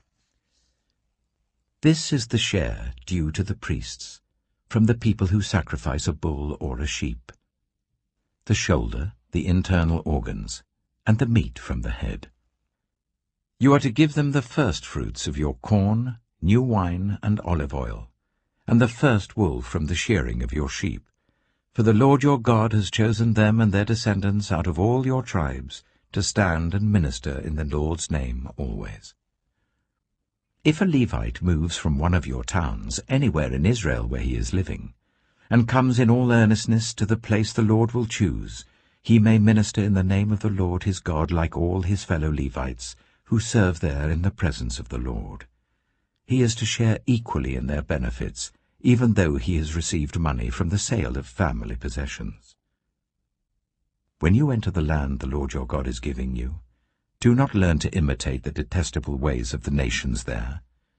Let no one be found among you who sacrifices their son or daughter in the fire, who practices divination or sorcery, interprets omens, engages in witchcraft, or casts spells, or who is a medium or spiritist, or who consults the dead. Anyone who does these things is detestable to the Lord. Because of these same detestable practices, the Lord your God will drive out those nations before you. You must be blameless before the Lord your God. The nations you will dispossess listen to those who practice sorcery or divination. But as for you, the Lord your God has not permitted you to do so. The Lord your God will raise up for you a prophet like me from among you, from your fellow Israelites. You must listen to him. For this is what you asked of the Lord your God at Horeb, on the day of the assembly, when you said, "Let us not hear the voice of the Lord our God, nor see this great fire any more, or we will die." The Lord God said to me, "What they say is good. I will raise up for them a prophet like you, from among their fellow Israelites, and I will put my words in his mouth. He will tell them everything I command him. I myself will call to account anyone who does not listen to my words that the prophet speaks in my name. But a prophet who presumes to speak in my name anything I have not commanded, or a prophet who speaks in the name of other gods, is to be put to death."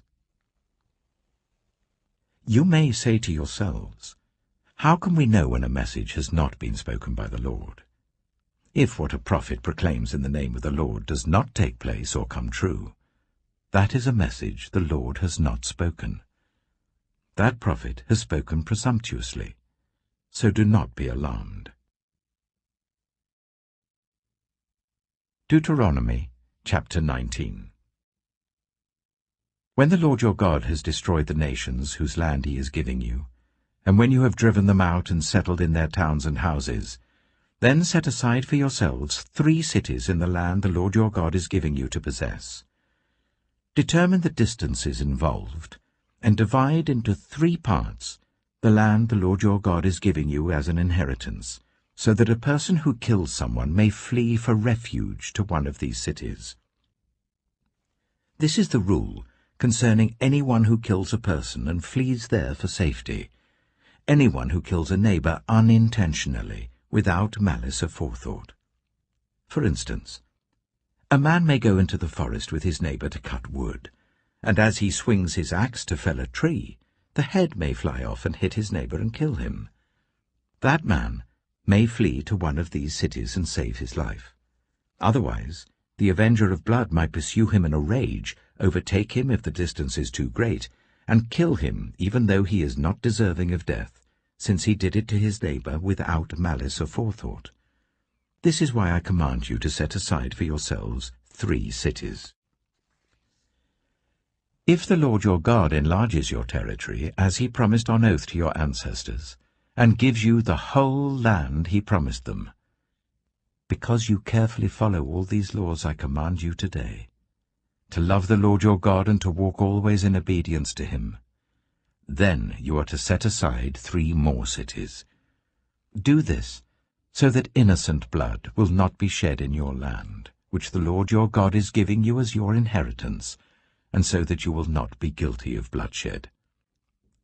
But if, out of hate, someone lies in wait, assaults and kills a neighbor, and then flees to one of these cities, the killer shall be sent for by one of the town elders, be brought back from the city, and be handed over to the avenger of blood to die. Show no pity. You must purge from Israel the guilt of shedding innocent blood, so that it may go well with you. Do not move your neighbor's boundary stones set up by your predecessors in the inheritance you receive in the land the Lord your God is giving you to possess. One witness is not enough to convict anyone accused of any crime or offense they may have committed. A matter must be established by the testimony of 2 or 3 witnesses. If a malicious witness takes the stand to accuse someone of a crime, the 2 people involved in the dispute must stand in the presence of the Lord before the priests and the judges who are in office at the time.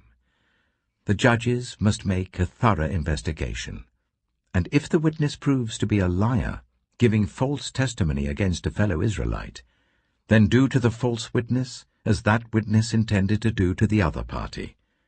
You must purge the evil from among you. The rest of the people will hear of this and be afraid, and never again will such an evil thing be done among you. Show no pity. Life for life, eye for eye, tooth for tooth, hand for hand, foot for foot. Deuteronomy chapter 20. When you go to war against your enemies, and see horses and chariots, and an army greater than yours, do not be afraid of them, because the Lord your God who brought you up out of Egypt will be with you. When you are about to go into battle, the priest shall come forward and address the army. He shall say, "Hear, Israel, today you are going into battle against your enemies. Do not be faint-hearted or afraid. Do not panic or be terrified by them. For the Lord your God is the one who goes with you to fight for you against your enemies, to give you victory." The officers shall say to the army, "Has anyone built a new house and not yet begun to live in it? Let him go home, or he may die in battle and someone else may begin to live in it. Has anyone planted a vineyard and not begun to enjoy it? Let him go home, or he may die in battle and someone else enjoy it. Has anyone become pledged to a woman and not married her? Let him go home, or he may die in battle and someone else marry her." Then the officers shall add, "Is anyone afraid or faint-hearted? Let him go home, so that his fellow soldiers will not become disheartened too. When the officers have finished speaking to the army, they shall appoint commanders over it. When you march up to attack a city, make its people an offer of peace. If they accept and open their gates, all the people in it shall be subject to forced labor and shall work for you. If they refuse to make peace and they engage you in battle, lay siege to that city. When the Lord your God delivers it into your hand, put to the sword all the men in it. As for the women, the children, the livestock, and everything else in the city, you may take these as plunder for yourselves, and you may use the plunder the Lord your God gives you from your enemies. This is how you are to treat all the cities that are at a distance from you and do not belong to the nations nearby. However, in the cities of the nations the Lord your God is giving you as an inheritance, do not leave alive anything that breathes. Completely destroy them. The Hittites, Amorites, Canaanites, Perizzites, Hivites, and Jebusites, as the Lord your God has commanded you. Otherwise they will teach you to follow all the detestable things they do in worshipping their gods, and you will sin against the Lord your God. When you lay siege to a city for a long time, fighting against it to capture it, do not destroy its trees by putting an axe to them, because you can eat their fruit. Do not cut them down. Are the trees people that you should besiege them? However, you may cut down trees that you know are not fruit trees, and use them to build siege works until the city at war with you falls. Deuteronomy chapter 21. If someone is found slain, lying in a field in the land the Lord your God is giving you to possess, and it is not known who the killer was, your elders and judges shall go out and measure the distance from the body to the neighboring towns. Then the elders of the town nearest the body shall take a heifer that has never been worked and has never worn a yoke, and lead it down to a valley that has not been ploughed or planted and where there is a flowing stream. There, in the valley, they are to break the heifer's neck. The Levitical priests shall step forward, for the Lord your God has chosen them to minister and to pronounce blessings in the name of the Lord, and to decide all cases of dispute and assault. Then all the elders of the town nearest the body shall wash their hands over the heifer whose neck was broken in the valley, and they shall declare, Our hands did not shed this blood, nor did our eyes see it done. Accept this atonement for your people, Israel, whom you have redeemed, Lord, and do not hold your people guilty of the blood of an innocent person. Then the bloodshed will be atoned for, and you will have purged from yourselves the guilt of shedding innocent blood, since you have done what is right in the eyes of the Lord. When you go to war against your enemies, and the Lord your God delivers them into your hands, and you take captives, if you notice among the captives a beautiful woman and are attracted to her, you may take her as your wife. Bring her into your home, and make her shave her head, trim her nails, and put aside the clothes she was wearing when captured. After she has lived in your house and mourned her father and mother for a full month, then you may go to her and be her husband, and she shall be your wife. If you are not pleased with her, let her go wherever she wishes.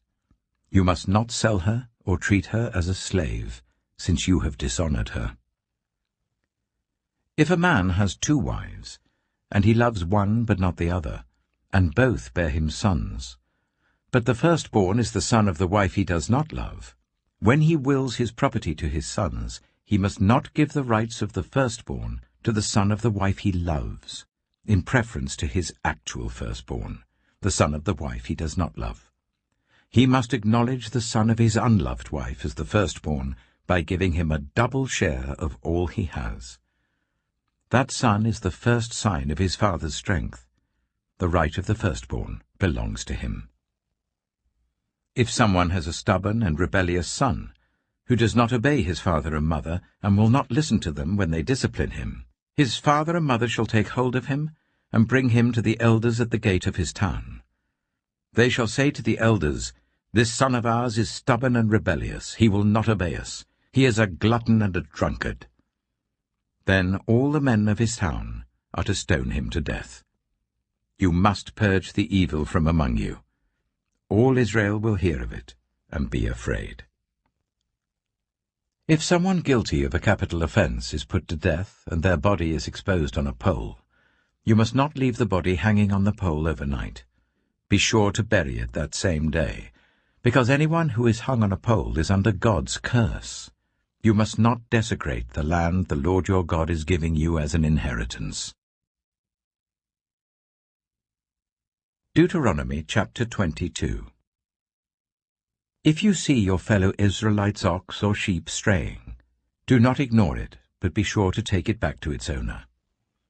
If they do not live near you, or if you do not know who owns it, take it home with you and keep it until they come looking for it. Then give it back. Do the same if you find their donkey or cloak or anything else they have lost. Do not ignore it. If you see your fellow Israelites' donkey or ox fallen on the road, do not ignore it. Help the owner to get it to its feet.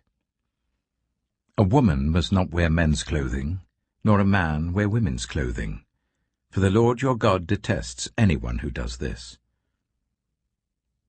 If you come across a bird's nest beside the road, either in a tree or on the ground, and the mother is sitting on the young or on the eggs, do not take the mother with the young. You may take the young, but be sure to let the mother go, so that it may go well with you and you may have a long life. When you build a new house, make a parapet around your roof, so that you may not bring the guilt of bloodshed on your house if someone falls from the roof.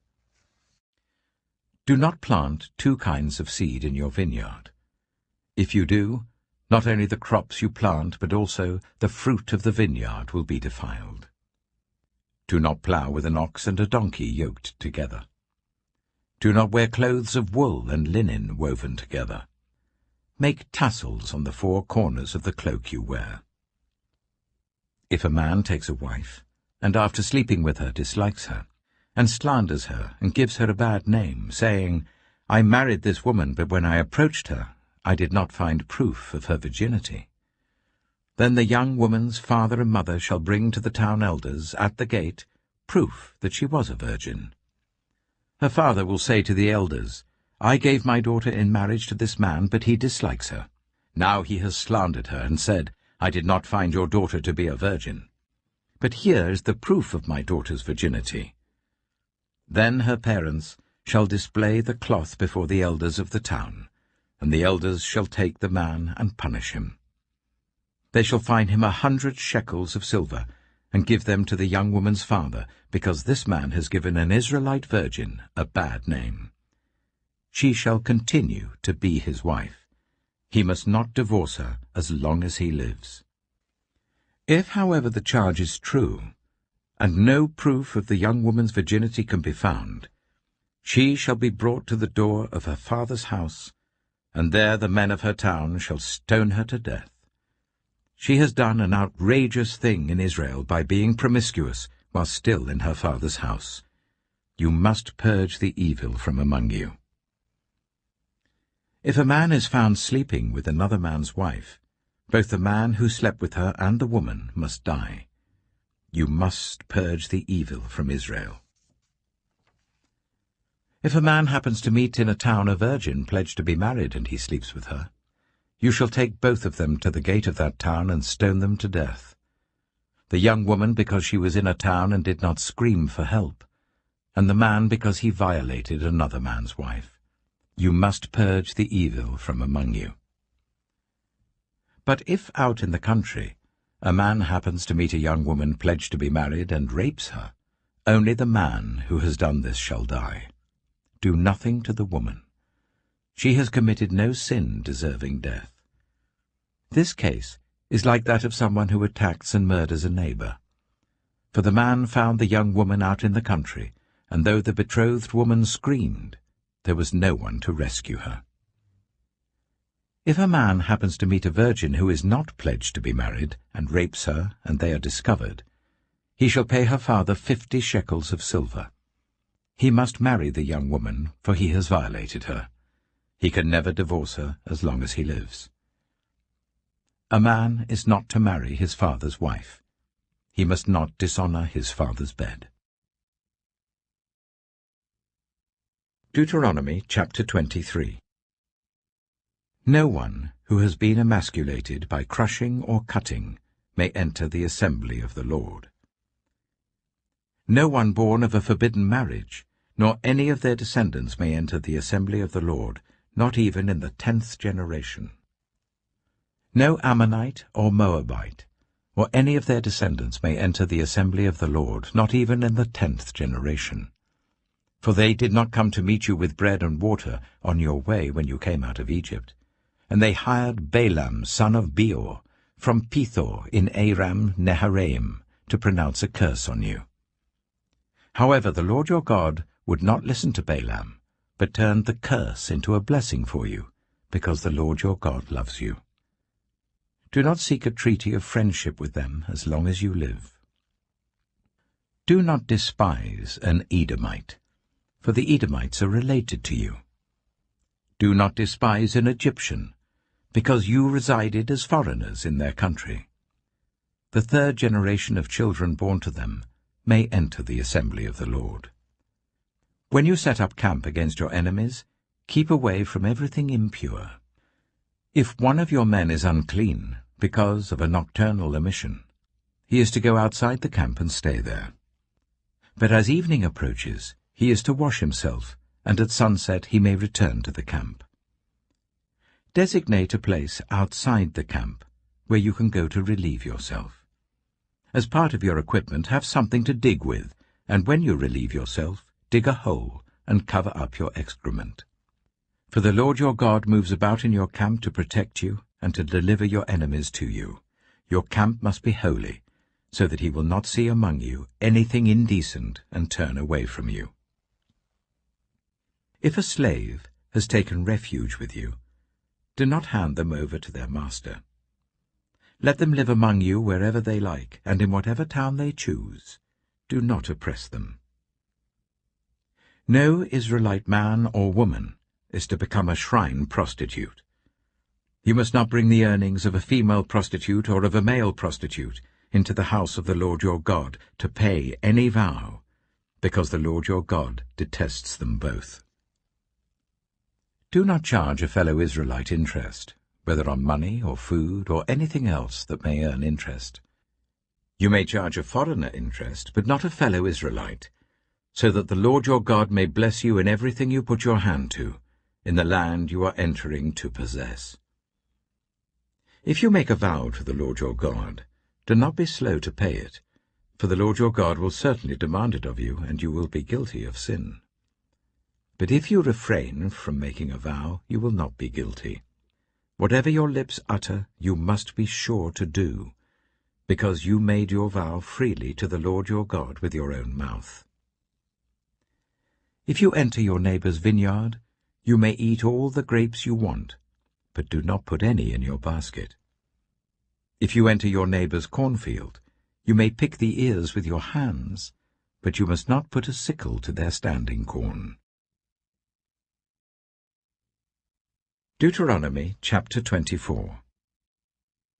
If a man marries a woman who becomes displeasing to him because he finds something indecent about her, and he writes her a certificate of divorce, gives it to her, and sends her from his house, and if after she leaves his house she becomes the wife of another man, and her second husband dislikes her, and writes her a certificate of divorce, gives it to her, and sends her from his house, or if he dies, then her first husband who divorced her is not allowed to marry her again after she has been defiled. That would be detestable in the eyes of the Lord. Do not bring sin upon the land the Lord your God is giving you as an inheritance. If a man has recently married, he must not be sent to war or have any other duty laid on him. For 1 year he is to be free to stay at home and bring happiness to the wife he has married. Do not take a pair of millstones, not even the upper one, as security for a debt, because that would be taking a person's livelihood as security. If someone is caught kidnapping a fellow Israelite and treating or selling them as a slave, The kidnapper must die. You must purge the evil from among you. In cases of defiling skin diseases, be very careful to do exactly as the Levitical priests instruct you. You must follow carefully what I have commanded them. Remember what the Lord your God did to Miriam along the way after you came out of Egypt. When you make a loan of any kind to your neighbor, do not go into their house to get what is offered to you as a pledge. Stay outside, and let the neighbor to whom you are making the loan bring the pledge out to you. If the neighbor is poor, do not go to sleep with their pledge in your possession. Return their cloak by sunset, so that your neighbor may sleep in it. Then they will thank you, and it will be regarded as a righteous act in the sight of the Lord your God. Do not take advantage of a hired worker who is poor and needy, whether that worker is a fellow Israelite or a foreigner residing in one of your towns. Pay them their wages each day before sunset, because they are poor and are counting on it. Otherwise they may cry to the Lord against you, and you will be guilty of sin. Parents are not to be put to death for their children, nor children put to death for their parents. Each will die for their own sin. Do not deprive the foreigner or the fatherless of justice, or take the cloak of the widow as a pledge. Remember that you were slaves in Egypt, and the Lord your God redeemed you from there. That is why I command you to do this. When you are harvesting in your field and you overlook a sheaf, do not go back to get it. Leave it for the foreigner, the fatherless, and the widow, so that the Lord your God may bless you in all the work of your hands. When you beat the olives from your trees, do not go over the branches a second time. Leave what remains for the foreigner, the fatherless, and the widow. When you harvest the grapes in your vineyard, do not go over the vines again. Leave what remains for the foreigner, the fatherless, and the widow. Remember that you were slaves in Egypt. That is why I command you to do this. Deuteronomy chapter 25. When people have a dispute, they are to take it to court, and the judges will decide the case, acquitting the innocent and condemning the guilty. If the guilty person deserves to be beaten, the judge shall make them lie down and have them flogged in his presence with the number of lashes the crime deserves. But the judge must not impose more than 40 lashes. If the guilty party is flogged more than that, your fellow Israelite will be degraded in your eyes. Do not muzzle an ox while it is treading out the grain. If brothers are living together, and one of them dies without a son, his widow must not marry outside the family. Her husband's brother shall take her and marry her, and fulfill the duty of a brother-in-law to her. The first son she bears shall carry on the name of the dead brother, so that his name will not be blotted out from Israel. However, if a man does not want to marry his brother's wife, she shall go to the elders at the town gate and say, "My husband's brother refuses to carry on his brother's name in Israel. He will not fulfill the duty of a brother-in-law to me." Then the elders of his town shall summon him and talk to him. If he persists in saying, "I do not want to marry her," his brother's widow shall go up to him in the presence of the elders, take off one of his sandals, spit in his face, and say, "This is what is done to the man who will not build up his brother's family line." That man's line shall be known in Israel as the family of the unsandaled.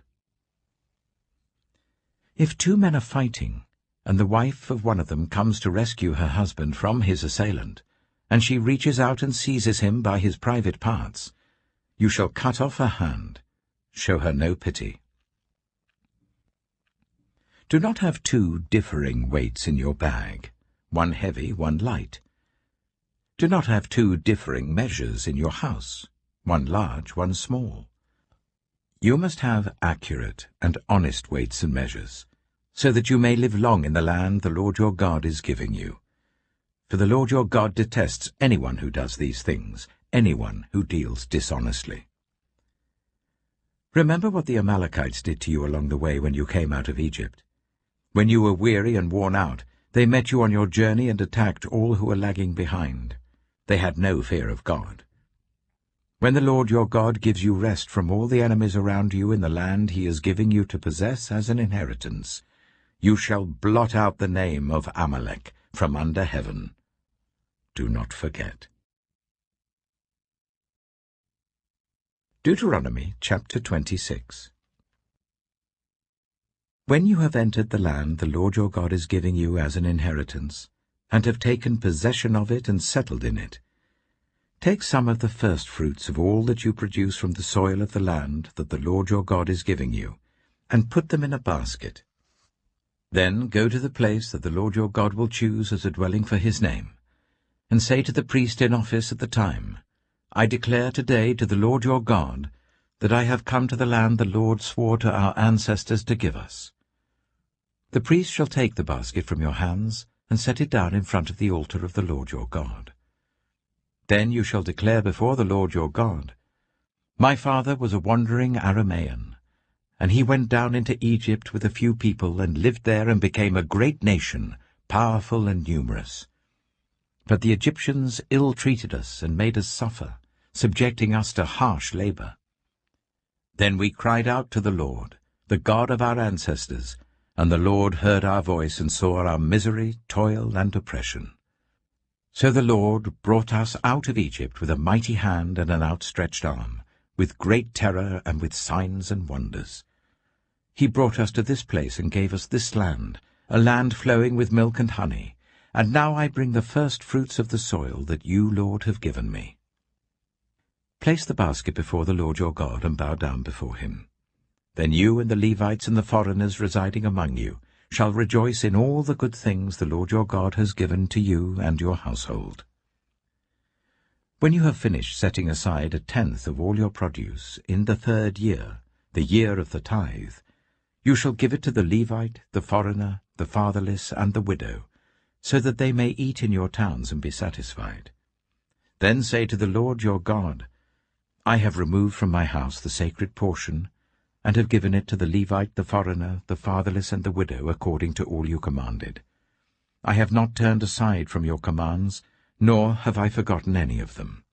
I have not eaten any of the sacred portion while I was in mourning, nor have I removed any of it while I was unclean, nor have I offered any of it to the dead. I have obeyed the Lord my God. I have done everything you commanded me.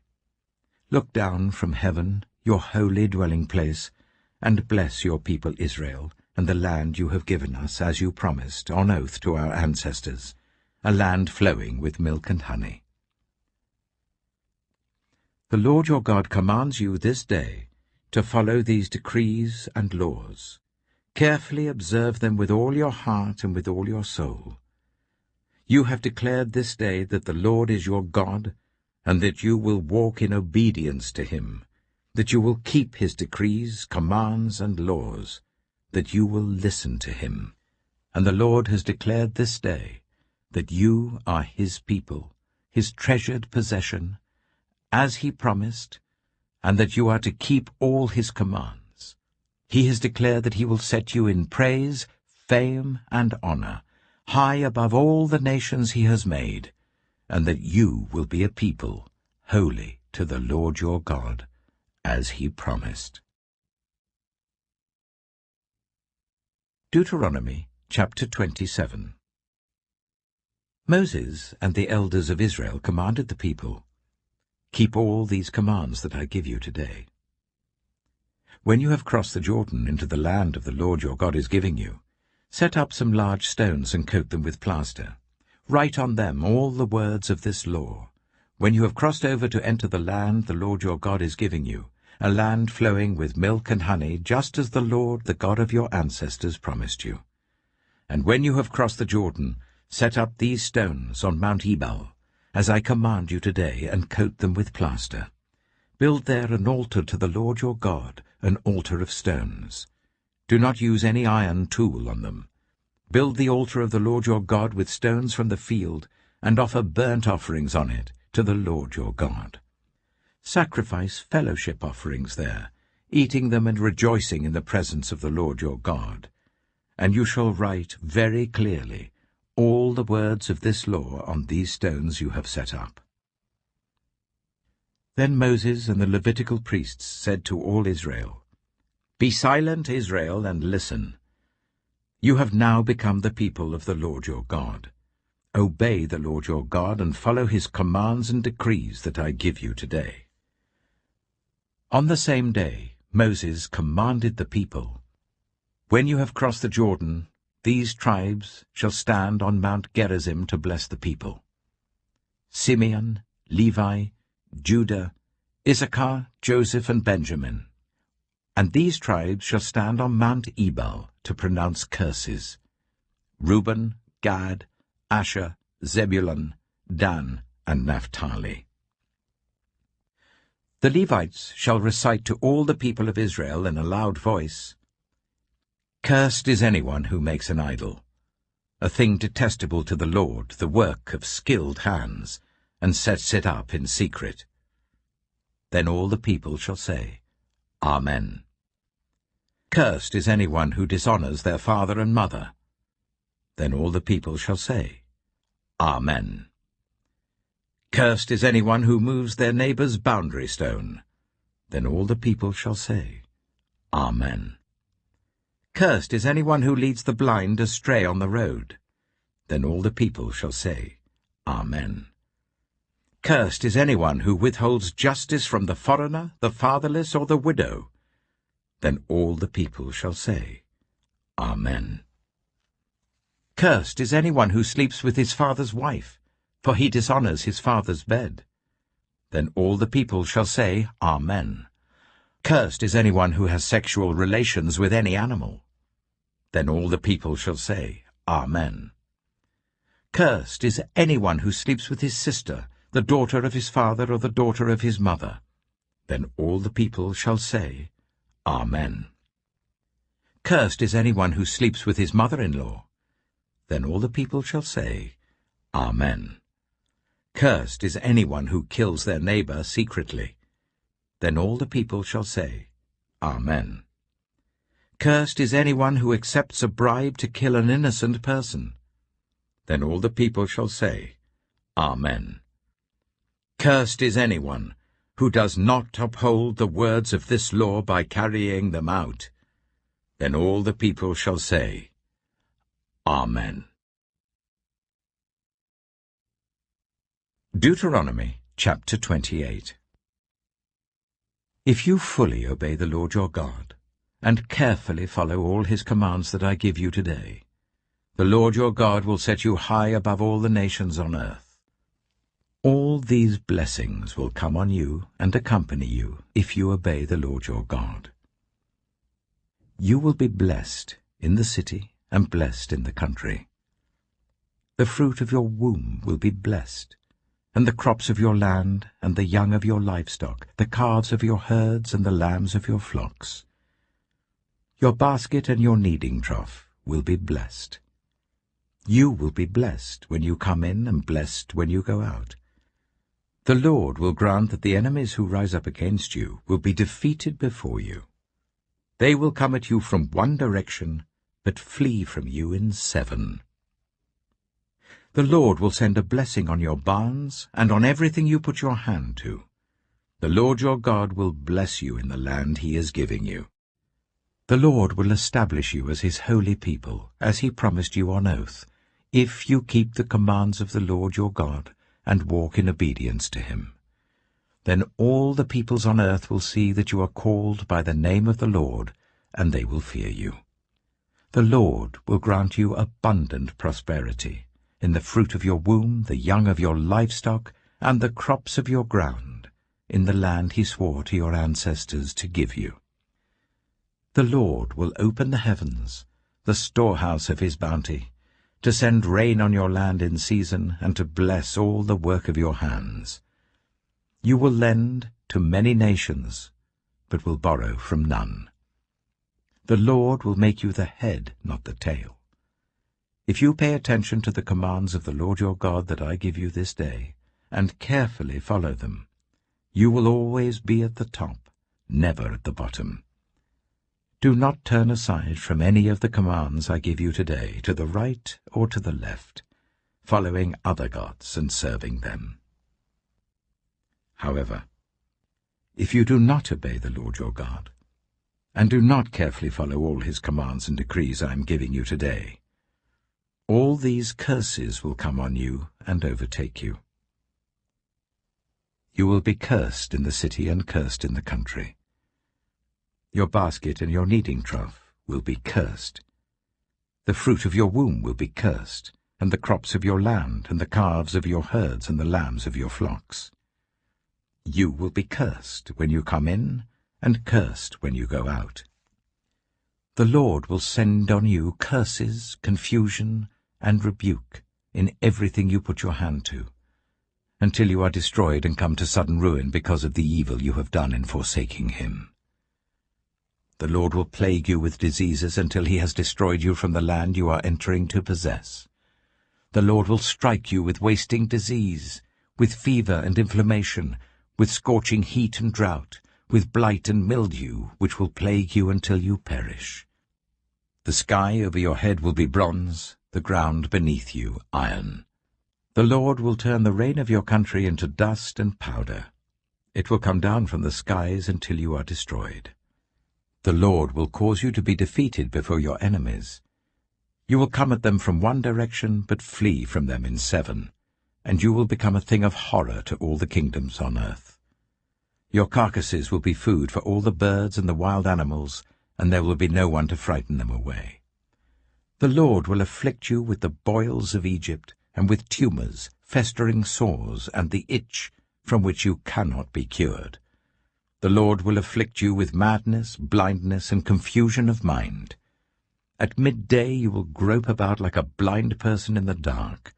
You will be unsuccessful in everything you do. Day after day you will be oppressed and robbed, with no one to rescue you. You will be pledged to be married to a woman, but another will take her and rape her. You will build a house, but you will not live in it. You will plant a vineyard, but you will not even begin to enjoy its fruit. Your ox will be slaughtered before your eyes, but you will eat none of it. Your donkey will be forcibly taken from you, and will not be returned. Your sheep will be given to your enemies, and no one will rescue them. Your sons and daughters will be given to another nation, and you will wear out your eyes watching for them day after day, powerless to lift a hand. A people that you do not know will eat what your land and labor produce, and you will have nothing but cruel oppression all your days. The sights you see will drive you mad. The Lord will afflict your knees and legs with painful boils that cannot be cured, spreading from the soles of your feet to the top of your head. The Lord will drive you and the king you set over you to a nation unknown to you or your ancestors. There you will worship other gods, gods of wood and stone. You will become a thing of horror, a byword, and an object of ridicule among the peoples where the Lord will drive you. You will sow much seed in the field, but you will harvest little, because locusts will devour it. You will plant vineyards and cultivate them, but you will not drink the wine or gather the grapes, because worms will eat them. You will have olive trees throughout your country, but you will not use the oil, because the olives will drop off. You will have sons and daughters, but you will not keep them, because they will go into captivity. Swarms of locusts will take over all your trees and the crops of your land. The foreigners who reside among you will rise above you higher and higher, but you will sink lower and lower. They will lend to you, but you will not lend to them. They will be the head, but you will be the tail. All these curses will come on you. They will pursue you and overtake you until you are destroyed, because you did not obey the Lord your God and observe the commands and decrees he gave you. They will be a sign and a wonder to you and your descendants forever. Because you did not serve the Lord your God joyfully and gladly in the time of prosperity, therefore in hunger and thirst, in nakedness and dire poverty, you will serve the enemy the Lord sends against you. He will put an iron yoke on your neck until he has destroyed you. The Lord will bring a nation against you from far away, from the ends of the earth, like an eagle swooping down. A nation whose language you will not understand, a fierce-looking nation without respect for the old or pity for the young. They will devour the young of your livestock and the crops of your land until you are destroyed. They will leave you no corn, new wine, or olive oil, nor any calves of your herds or lambs of your flocks, until you are ruined. They will lay siege to all the cities throughout your land, until the high fortified walls in which you trust fall down. They will besiege all the cities throughout the land the Lord your God is giving you. Because of the suffering your enemy will inflict on you during the siege, you will eat the fruit of the womb, the flesh of the sons and daughters the Lord your God has given you. Even the most gentle and sensitive man among you will have no compassion on his own brother, or the wife he loves, or his surviving children, and he will not give to one of them any of the flesh of his children that he is eating. It will be all he has left, because of the suffering that your enemy will inflict on you during the siege of all your cities. The most gentle and sensitive woman among you, so sensitive and gentle that she would not venture to touch the ground with the sole of her foot, will begrudge the husband she loves and her own son or daughter the afterbirth from her womb and the children she bears. For in her dire need she intends to eat them secretly, because of the suffering your enemy will inflict on you during the siege of your cities.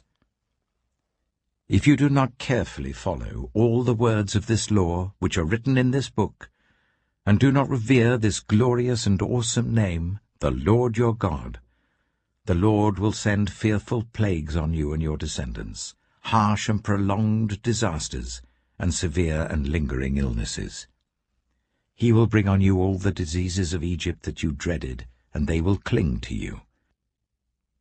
The Lord will also bring on you every kind of sickness and disaster not recorded in this book of the law until you are destroyed. You, who were as numerous as the stars in the sky, will be left but few in number, because you did not obey the Lord your God.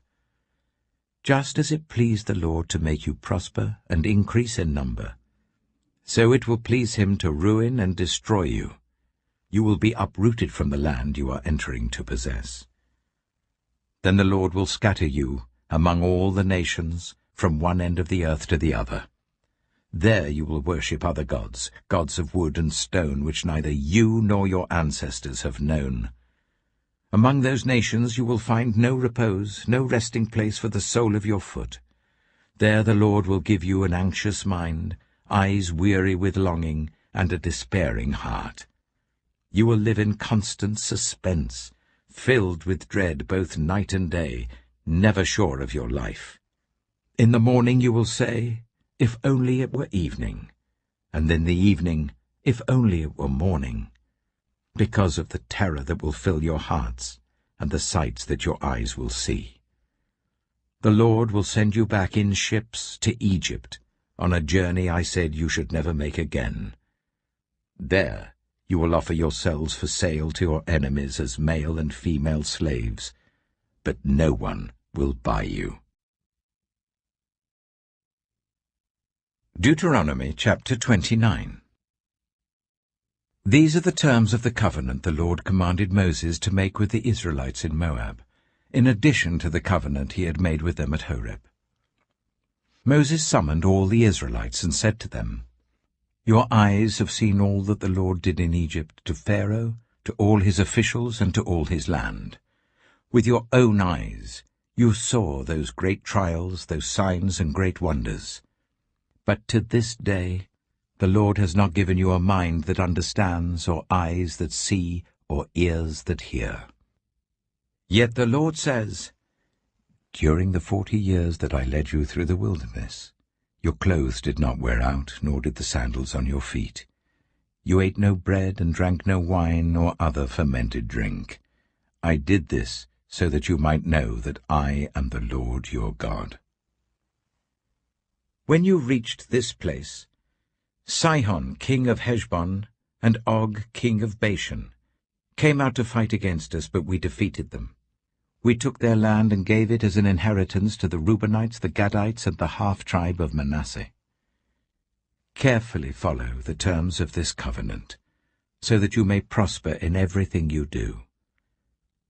All of you are standing today in the presence of the Lord your God, your leaders and chief men, your elders and officials, and all the other men of Israel, together with your children and your wives, and the foreigners living in your camps who chop your wood and carry your water. You are standing here in order to enter into a covenant with the Lord your God, a covenant the Lord is making with you this day, and sealing with an oath, to confirm you this day as his people, that he may be your God, as he promised you, and as he swore to your fathers, Abraham, Isaac, and Jacob. I am making this covenant with its oath, not only with you who are standing here with us today in the presence of the Lord our God, but also with those who are not here today. You yourselves know how we lived in Egypt, and how we passed through the countries on the way here. You saw among them their detestable images and idols of wood and stone, of silver and gold.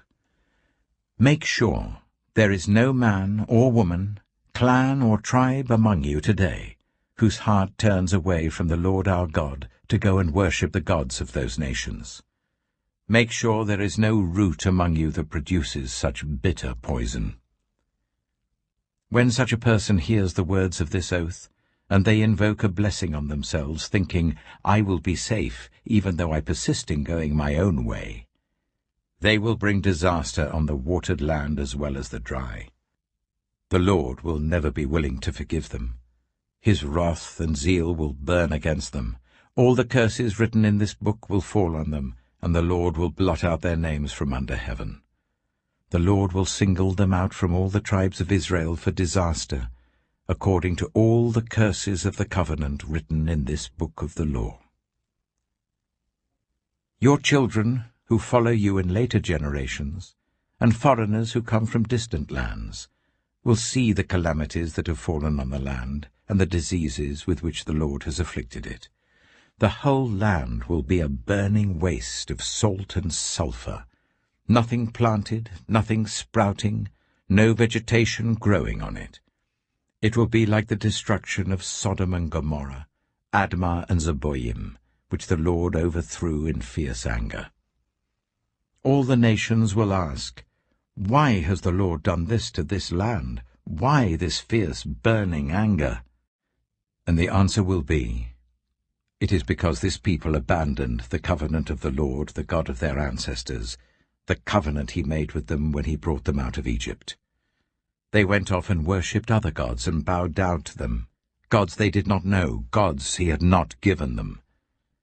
Therefore the Lord's anger burned against this land, so that he brought on it all the curses written in this book. In furious anger and in great wrath, the Lord uprooted them from their land and thrust them into another land, as it is now.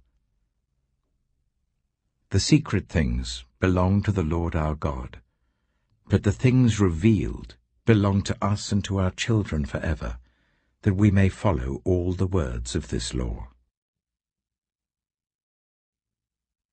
Deuteronomy chapter 30. When all these blessings and curses I have set before you come on you, and you take them to heart, wherever the Lord your God disperses you among the nations, and when you and your children return to the Lord your God, and obey him with all your heart and with all your soul, according to everything I command you today, then the Lord your God will restore your fortunes, and have compassion on you, and gather you again from all the nations where he scattered you. Even if you have been banished to the most distant land under the heavens, from there the Lord your God will gather you and bring you back. He will bring you to the land that belonged to your ancestors, and you will take possession of it. He will make you more prosperous and numerous than your ancestors. The Lord your God will circumcise your hearts and the hearts of your descendants, so that you may love him with all your heart and with all your soul, and live. The Lord your God will put all these curses on your enemies who hate and persecute you. You will again obey the Lord, and follow all his commands I am giving you today. Then the Lord your God will make you most prosperous in all the work of your hands and in the fruit of your womb, the young of your livestock and the crops of your land. The Lord will again delight in you and make you prosperous, just as he delighted in your ancestors. If you obey the Lord your God, and keep his commands and decrees that are written in this book of the law, and turn it to the Lord your God with all your heart and with all your soul. Now what I am commanding you today is not too difficult for you or beyond your reach. It is not up in heaven, so that you have to ask, who will ascend into heaven to get it and proclaim it to us so that we may obey it? Nor is it beyond the sea, so that you have to ask, who will cross the sea to get it and proclaim it to us so that we may obey it? No, the word is very near you. It is in your mouth and in your heart, so that you may obey it. See, I set before you today life and prosperity, death and destruction. For I command you today to love the Lord your God, to walk in obedience to him and to keep his commands, decrees, and laws. Then you will live and increase, and the Lord your God will bless you in the land you are entering to possess. But if your heart turns away, and you are not obedient, and if you are drawn away to bow down to other gods and worship them, I declare to you this day that you will certainly be destroyed. You will not live long in the land you are crossing the Jordan to enter and possess. This day I call the heavens and the earth as witnesses against you that I have set before you life and death, blessings and curses. Now choose life, so that you and your children may live, and that you may love the Lord your God, listen to his voice, and hold fast to him. For the Lord is your life, and he will give you many years in the land he swore to give to your fathers, Abraham, Isaac, and Jacob. Deuteronomy chapter 31. Then Moses went out and spoke these words to all Israel. I am now 120 years old, and I am no longer able to lead you. The Lord has said to me, you shall not cross the Jordan. The Lord your God himself will cross over ahead of you. He will destroy these nations before you, and you will take possession of their land. Joshua also will cross over ahead of you, as the Lord said. And the Lord will do to them what he did to Sihon and Og, the kings of the Amorites, whom he destroyed along with their land. The Lord will deliver them to you, and you must do to them all that I have commanded you. Be strong and courageous. Do not be afraid or terrified because of them. For the Lord your God goes with you. He will never leave you nor forsake you. Then Moses summoned Joshua and said to him in the presence of all Israel, Be strong and courageous, for you must go with this people into the land that the Lord swore to their ancestors to give them, and you must divide it among them as their inheritance. The Lord himself goes before you and will be with you. He will never leave you nor forsake you. Do not be afraid. Do not be discouraged. So Moses wrote down this law and gave it to the Levitical priests, who carried the ark of the covenant of the Lord, and to all the elders of Israel. Then Moses commanded them, At the end of every 7 years, in the year for cancelling debts, during the festival of tabernacles, when all Israel comes to appear before the Lord your God at the place he will choose, you shall read this law before them in their hearing. Assemble the people, men, women, and children, and the foreigners residing in your towns, so that they can listen and learn to fear the Lord your God, and follow carefully all the words of this law. Their children, who do not know this law, must hear it and learn to fear the Lord your God as long as you live in the land you are crossing the Jordan to possess. The Lord said to Moses, Now the day of your death is near. Call Joshua and present yourselves at the tent of meeting, where I will commission him." So Moses and Joshua came and presented themselves at the tent of meeting. Then the Lord appeared at the tent in a pillar of cloud, and the cloud stood over the entrance to the tent. And the Lord said to Moses, "You are going to rest with your ancestors, and these people will soon prostitute themselves to the foreign gods of the land they are entering. They will forsake me and break the covenant I made with them. And in that day I will become angry with them and forsake them. I will hide my face from them, and they will be destroyed. Many disasters and calamities will come on them, and in that day they will ask, 'Have not these disasters come on us because our God is not with us?' And I will certainly hide my face in that day, because of all their wickedness in turning to other gods." Now write down this song, and teach it to the Israelites, and make them sing it, so that it may be a witness for me against them. When I have brought them into the land flowing with milk and honey, the land I promised on oath to their ancestors, and when they eat their fill and thrive, they will turn to other gods and worship them, rejecting me and breaking my covenant. And when many disasters and calamities come on them, this song will testify against them, because it will not be forgotten by their descendants. I know what they are disposed to do even before I bring them into the land I promised them on oath. So Moses wrote down this song that day and taught it to the Israelites. The Lord gave this command to Joshua son of Nun: "Be strong and courageous, for you will bring the Israelites into the land I promised them on oath, and I myself will be with you." After Moses finished writing in a book the words of this law from beginning to end, he gave this command to the Levites who carried the ark of the covenant of the Lord. "Take this book of the law, and place it beside the ark of the covenant of the Lord your God. There it will remain as a witness against you. For I know how rebellious and stiff-necked you are. If you have been rebellious against the Lord while I am still alive and with you, how much more will you rebel after I die?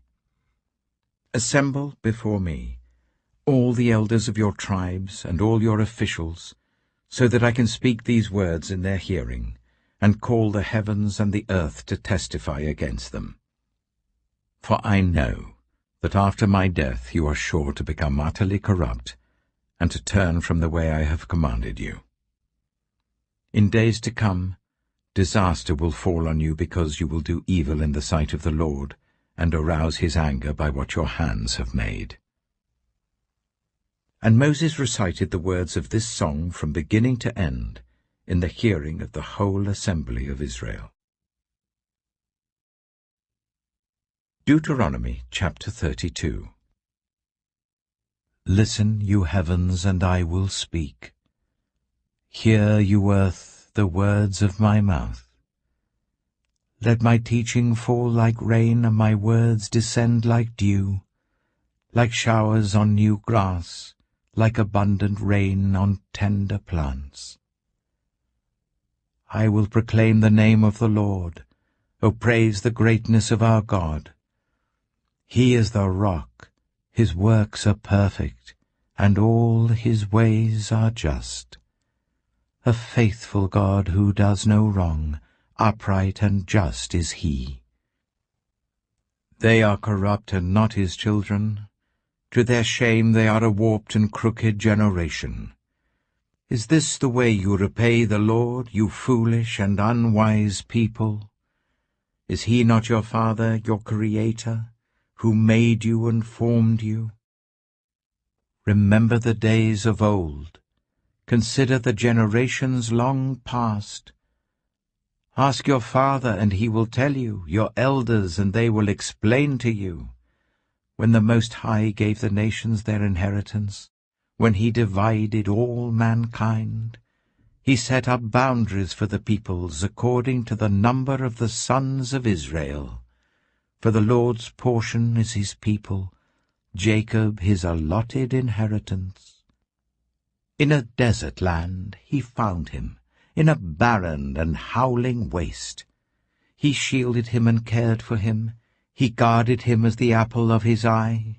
Like an eagle that stirs up its nest and hovers over its young, that spread its wings to catch them and carries them on its pinions.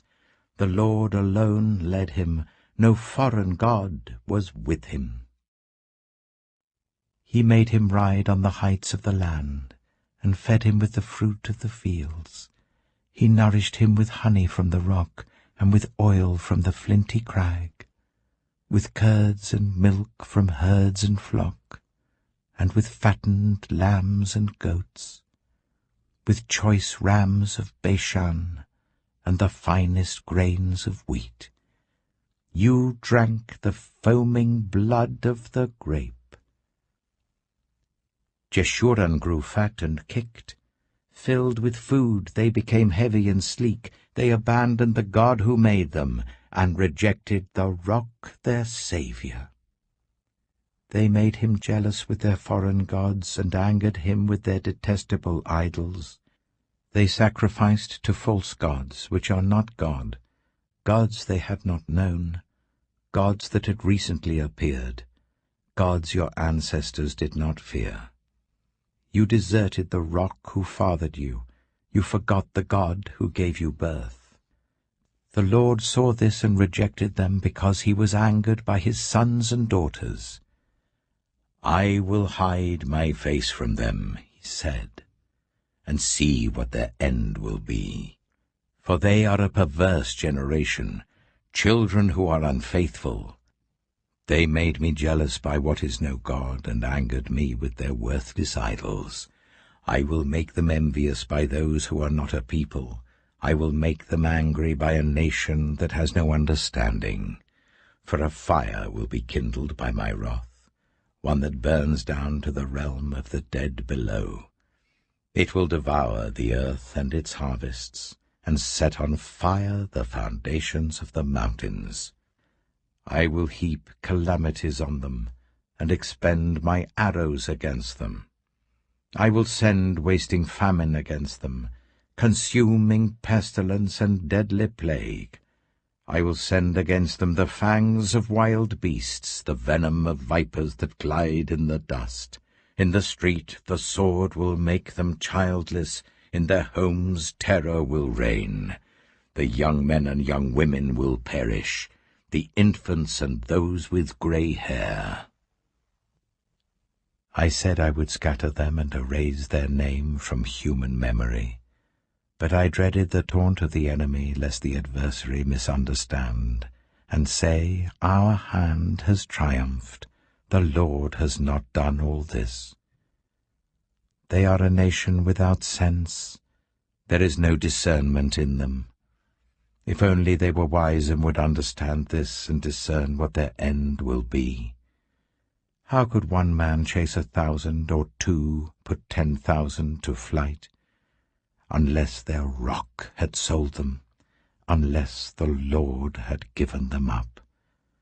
For their rock is not like our rock, as even our enemies concede.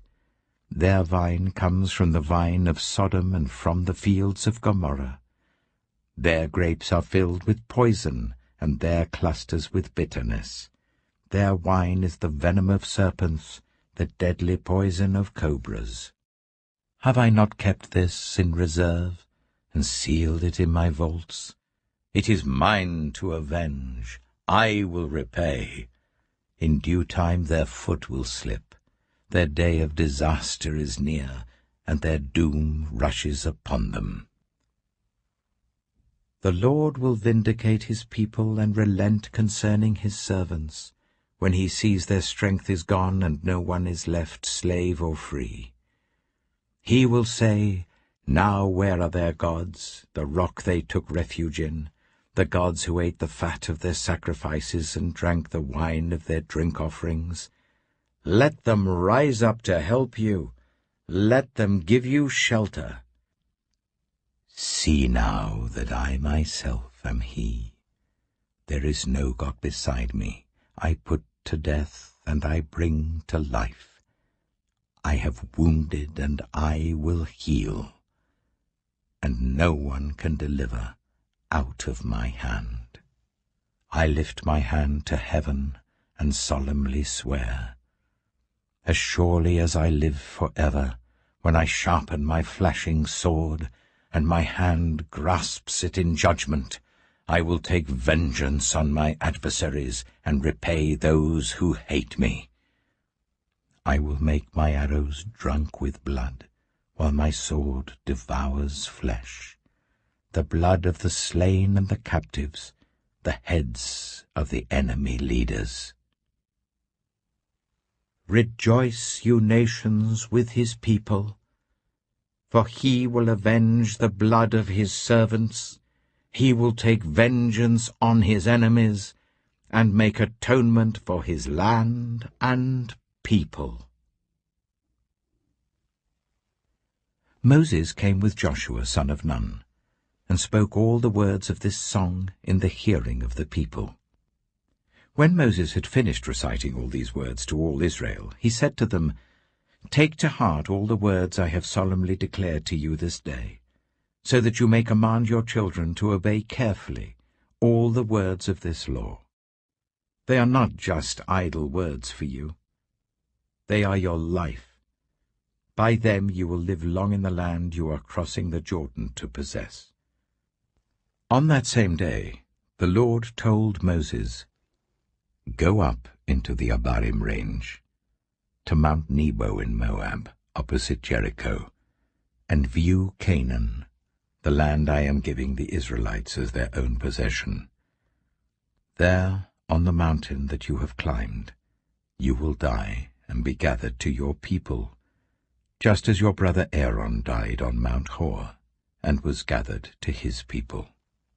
This is because both of you broke faith with me in the presence of the Israelites at the waters of Meribah Kadesh, in the desert of Zin, and because you did not uphold my holiness among the Israelites. Therefore, you will see the land only from a distance. You will not enter the land I am giving to the people of Israel." Deuteronomy chapter 33. This is the blessing that Moses, the man of God, pronounced on the Israelites before his death. He said, "The Lord came from Sinai, and dawned over them from Seir. He shone forth from Mount Paran. He came with myriads of holy ones from the south, from his mountain slopes. Surely it is you who love the people. All the holy ones are in your hand. At your feet they all bow down, and from you receive instruction, the law that Moses gave us, the possession of the assembly of Jacob. He was king over Jeshurun when the leaders of the people assembled, along with the tribes of Israel. Let Reuben live and not die, nor his people be few." And this he said about Judah, "Hear, Lord, the cry of Judah. Bring him to his people. With his own hands he defends his cause. O be his help against his foes." About Levi he said, "Your Thummim and Urim belong to your faithful servant. You tested him at Massah. You contended with him at the waters of Meribah. He said of his father and mother, 'I have no regard for them.' He did not recognize his brothers or acknowledge his own children, but he watched over your word and guarded your covenant. He teaches your precepts to Jacob and your law to Israel. He offers incense before you and whole burnt offerings on your altar. Bless all his skills, Lord, and be pleased with the work of his hands. Strike down those who rise against him, his foes, till they rise no more." About Benjamin he said, "Let the beloved of the Lord rest secure in him. for he shields him all day long. And the one the Lord loves rests between his shoulders. About Joseph he said, May the Lord bless his land, with the precious dew from heaven above, and with the deep waters that lie below. With the best the sun brings forth, and the finest the moon can yield. With the choicest gifts of the ancient mountains, and the fruitfulness of the everlasting hills. With the best gifts of the earth and its fullness, and the favour of him who dwelt in the burning bush. Let all these rest on the head of Joseph, on the brow of the prince among his brothers. In majesty he is like a firstborn bull. His horns are the horns of a wild ox. With them he will gore the nations, even those at the ends of the earth. Such are the 10,000s of Ephraim, such are the thousands of Manasseh. About Zebulun he said, Rejoice, Zebulun, in your going out, and you, Issachar, in your tents. They will summon peoples to the mountain, and there offer the sacrifices of the righteous.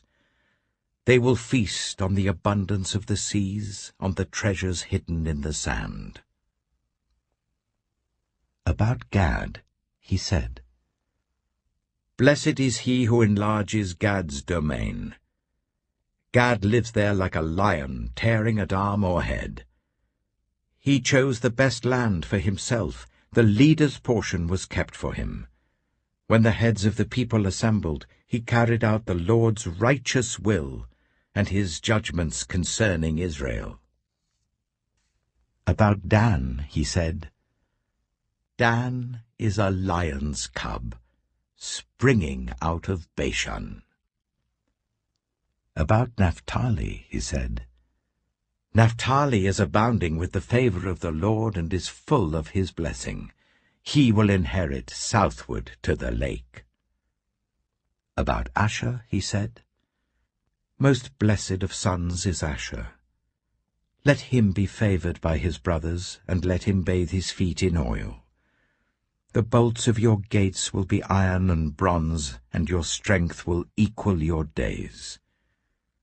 There is no one like the God of Jeshurun, who rides across the heavens to help you, and on the clouds in his majesty.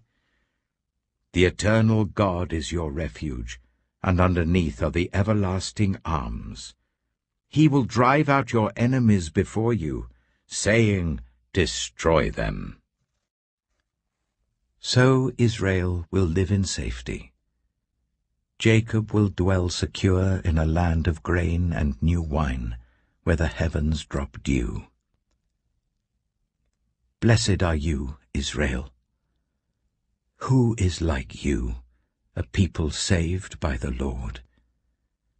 He is your shield and helper, and your glorious sword. Your enemies will cower before you, and you will tread on their heights. Deuteronomy chapter 34. Then Moses climbed Mount Nebo from the plains of Moab to the top of Pisgah opposite Jericho. There the Lord showed him the whole land, from Gilead to Dan, all of Naphtali, the territory of Ephraim and Manasseh, all the land of Judah as far as the Mediterranean Sea, the Negev, and the whole region from the valley of Jericho, the city of palms, as far as Zoar. Then the Lord said to him, This is the land I promised on oath to Abraham, Isaac, and Jacob, when I said, I will give it to your descendants. I have let you see it with your eyes, but you will not cross over into it. And Moses, the servant of the Lord, died there in Moab, as the Lord had said. He buried him in Moab, in the valley opposite Beth Peor. But to this day, no one knows where his grave is. Moses was 120 years old when he died. yet his eyes were not weak, nor his strength gone. The Israelites grieved for Moses in the plains of Moab 30 days, until the time of weeping and mourning was over. Now Joshua, son of Nun, was filled with the spirit of wisdom, because Moses had laid his hands on him. So the Israelites listened to him, and did what the Lord had commanded Moses. Since then, no prophet has risen in Israel like Moses, whom the Lord knew face to face, who did all those signs and wonders the Lord sent him to do in Egypt, to Pharaoh and to all his officials and to his whole land. For no one has ever shown the mighty power or performed the awesome deeds that Moses did in the sight of all Israel.